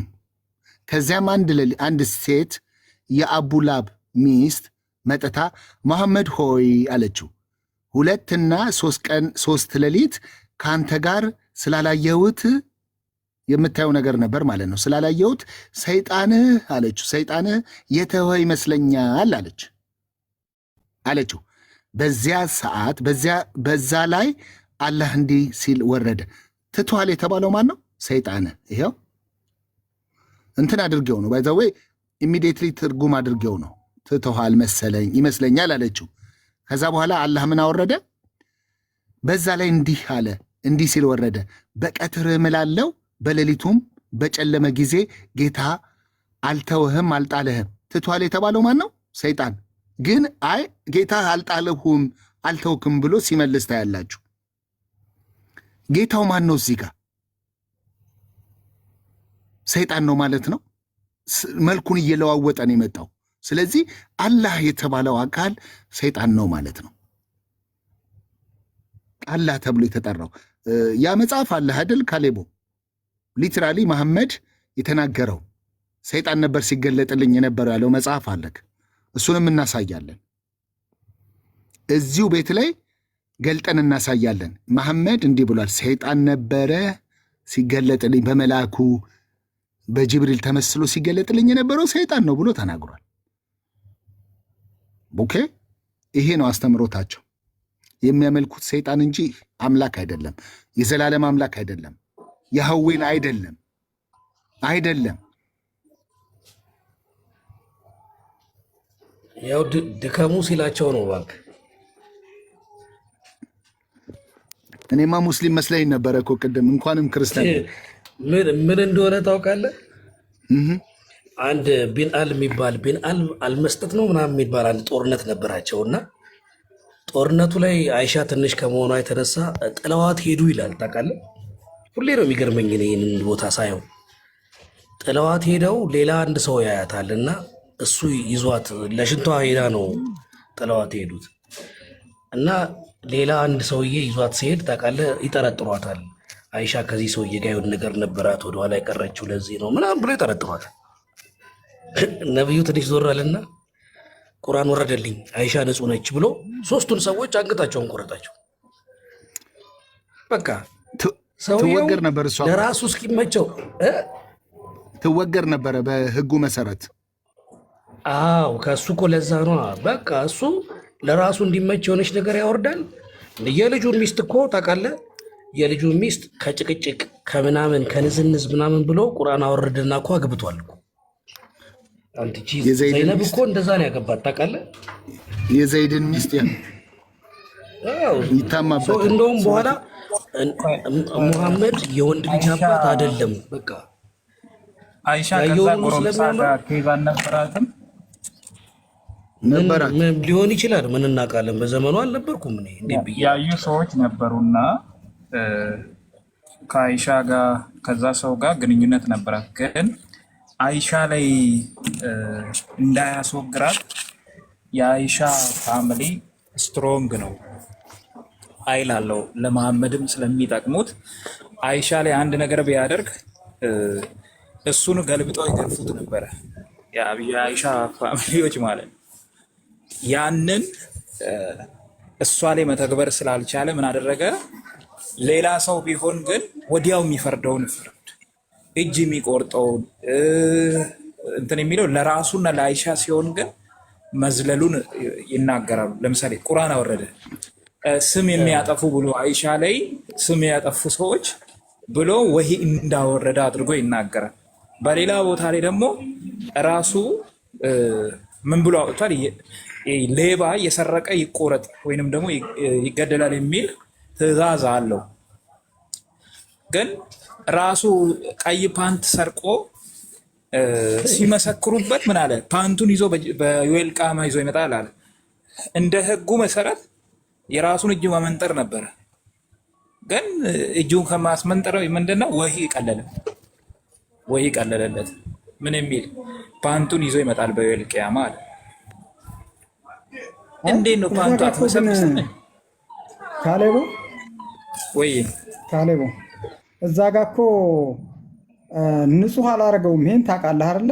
ንጹህ እኮ አላረገውም። በነገራችን ላይ ሀሳቡን እስኪ በደንብ አድርገህ አዋውጠው፣ በደንብ አድርገህ እስኪ ያዘው። ለነብይ ሰለባን መደበቅ አይገባም። እሺ ስለዚህ ንጹህ አላደረገውም። ኢቭን እንኳን ንጹህ ካለማድረጉ የተነሳ ስለሚያውቁ አብረው እንደቀበሯት ታውቃለህ። አብረው ቀብረዋታል። እና ያው በዚህ በራሳቸው አጋጣሚ አይ ፓንቱን ሰረቅ ሲሉት እኮ ቁርአን አንቀጽ ከወርዷል አይደል? ሱራ 3 161 ለነብይ ሰለባ መደበቅ አይገባውም ያለውን እኮ እንደዛ ብሎ ስለከሰሱት ነው። ፓንት ሰርቃም ብሎ የቂያማ ቀን ያመጣውን ያን የሰረቀውን ፓንት ያለው እኮ አንስቶታል ብለህ ታስባለህ? ለነብይ ሰለባን መደበቅ አይገባውም ብሎ እኮ ነው። እሺ አላነጻው ባይዘወይ እዚህ ጋር ምንም ነገር ሲጠፋቸው መሐመድን ነበር የሚጠረጥሩት። ምንም ነገር ሲጠፋቸው ለመሐመድ ቁርአን ሲጽፍለት የነበረው ክርስቲያን የነበረው ሰውላ አላህ ገደለው መሐመድን ከጻፍኩለት ውጪ ምንም አያውቅም ካለ በኋላ በቀጣይ ቀን አላህ ገደለው ብሎ ብቻ እነሱ እንደገደሉት ግልጽ ነው። ከዛ አላህ ገደለው ምናምን ብሎ ሞተ ተባለ። ከዛ አካባቢ ሰዎች ምንድነው ያሉት? ተቀብሮ መሬት ተፋቸው አሉና የአካባቢ ሰዎች ላሉት ይሄንን የሚያደርጉት የመሐመድ ተከታዮች ነው ያሉት እኮ። እና ምንም ነገር ሲጠፋቸውላ መሐመድ ነበር የሚጠረጥሩት። ይኸውልህ አንድ ግብፃዊ ሰውዬ አንድ የጻፈው መጽሐፍ አለ። ሰውየው ታውቃለህ፣ በስለት ስለተወለደ ኦልሞስት ወደ 40 ዓመት ነው አልአዛር ዩኒቨርሲቲ የተማረው። ኢስላም ኤንድ ቴሮሪዝም የሚል አንድ መጽሐፍ አለው፣ ቮሊዩም 1 እና ቮሊዩም 2 ያለው ማለት ነው። ሰውየው በእነ አልዘዋሪ ነው የተማረው። ሰውየው አልዘዋሪ ባይዘው ፕሮፌሰር ነው በዚህ በእስልምና ጉዳይ ላይ። ሰውየው ሲናገር እስልምናን በ3 ከፍሎ ያየዋል ታውቃለህ። እና እነዚህ ኢትዮጵያ ውስጥ ያሉት ታውቃለህ እሱ ከሚላቸው ጋር ተመሳሳይ ናቸው። ጭራሽ ምን እንደሚል ጨርሶ ምንም የማያውቁ አሁን ይሄ በእናንተ ሚዲያ ይሄ ማነው እፎይ ምናምን ባመጡት ነገር በጣም ተደናግጠዋል ታውቃለህ። ምንም ማያውቁ በቃ ምንም ነው ማያውቁት። ሁለተኞቹ ይሄ አሁን መጽሐፍ የሚጽፉት አሉ አለ ኢቭን ሁሱ የምትለውን ጨምረ ማለት ነው። የጠላው እውቀት የላቸውም፣ ግን ስለ እስልምና አንዳንድ ነገር ይጽፋሉ። ሶስተኛዎቹ እኮ ምን እንደሚላቸው ታውቃለህ? እንደዚህ ነው የሚለው ኤቭሪ ቴሮሪስት ኢዝ ሙስሊም ይላል፣ በት ናት ኦል ሙስሊም ኢዝ ናት ቴሮሪስት ይላል። ግን ይላል ወደ ቴሮሪስትነት የመቀየር ካፓሲቲያቸው በጣም ፈጣን ነው ይላል ሙስሊሞችን። እነዛ ቴሮሪስት የሚባሉት አላህ ፕራክቲስ ያደረገውን የትኛውንም ነገር ፕራክቲስ የሚያደርጉ ናቸው። ሰውየው ሲናገር ቢንላደን የሀብታም ልጅ ነው አለ፣ ስለ ቁርአን ብዙ አያውቅም አለ። የመጀመሪያ ጊዜ ሲመጣ መጥቶ አልዘዋሪን ሲጠይቀው እንደዚህ ክንፍ መሆን እፈልጋለሁ ምናምን ሲለው አለ እስቲ ከቁርአን ውስጥ አንድ ነገር አሳየኝ ይለዋል አለ። ምን እንዳደረገ ታውቃለህ? አልአዛር ላይ መጥቶ አለ ወደ 200 ምናምን የሚጠጉ ክርስቲያኖችን ቀኝ እጃቸውን ከግራ እግራቸው ጋር ቆርጦ አሳየዋል። ደንግጦ እንደውም አለ አልዘዋሪ እንዲህ ነገር ሲለው አለ ከቁርአን ጠቅሶ አሳየዋል። አየህ እስልምና ሱራ 533 ማለት ነው። እንደዚህ ነው ይኸውልህ ሱራ እስልምና 533 ነው የጠቀሰለት። ምስኪኖቹ ምን ይለዋል መሰለ ኢስላም ማለት ሰላም ማለት ነው ብለው ይቀበላሉ። እሱ ሲናገር እስላም ማለት አለ ሰሚሽን ነው አለ አግሪመንት፣ በአላህና በሰው መካከል ያለ አግሪመንት፣ ግደል እንደዚህ አርግ አይነት ትእዛዝ ነው አለ በቃ። እና አይ ቲንክ አሁን እዚህ ያሉት በጣም ብዙዎቹ የተረበሹ ይመስለኛል ማለት ነገሩን ስለማያውቁት። እንደውም እሱ ሲናገር ማለት እኛ ሀገር ላይ ችግር የለውም፣ ግን እኛ ሀገር ላይም ሰም ኤክስቴንት የሆነ ነገር ያመጣል። አንድ ሰው ከክርስትና ወደ እስልምና ቢገባ ቤተሰቡን አያጣ፣ ስራ አያጣ፣ ሀገሩን አያጣ፣ ምንም አይሆንም። ከእስልምና ወደ ክርስትና ቢዞር ግን አየ የመጨረሻ ማያጣው ነገር የለም። ቤተሰቡን ያጣል፣ ስራውን ያጣል፣ ብዙ ነገሩን ያጣል። አየ አሁን ሰው ያልገባው ከክርስትና ወደ እስልምና ሲገቡ ዴፊኔትሊ ወደ ባርነት እንደገቡ አይገባቸውም። እና ብዙዎቹ ቅንጣት ታክል እውቀት ስለሌላቸው ታውቃለህ። እንደውም እሱ አንድ ፓስተር አለ ይላል፣ አሜሪካን ያለው ሰውየውና እኔ ስለ ማንም ሰው በፈለገው መንገድ ስለ መጽሐፍ ቅዱስ ይምጣ ይጠይቀኝ ነው ይላል አለ። እጄን አነሳውና ክርስትና ስትወጣ ቤተሰብን አጣ ሲለው ኧረ በጭራሽ ይለዋል። እሺ ሀገርን አታሃል ሲለው ኧረ በጭራሽ፣ ስራንስ ሲለው ኧረ በጭራሽ ሲለው እንኳን በሰላም ወደ ባርነት መጣ አልኩት አለ። ብዙዎቹ ደነገጡ አለ። ይሄንንም ያልኩት አሜሪካ ስለሆነ ነው አለ።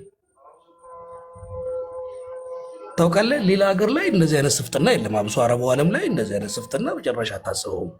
ቃል ነው በቃ፣ ያርደዋል። ሶ አይ ቲንክ እናንተ እየከፈላችሁ ያለው መስዋዕትነት በጣም ትልቁን ነው። ሰው እያነቃችሁ ነው። በዚህ አጋጣሚ ቴንኪው ነው የምላችሁ። ሌላ ምንም ማለት አልችልም።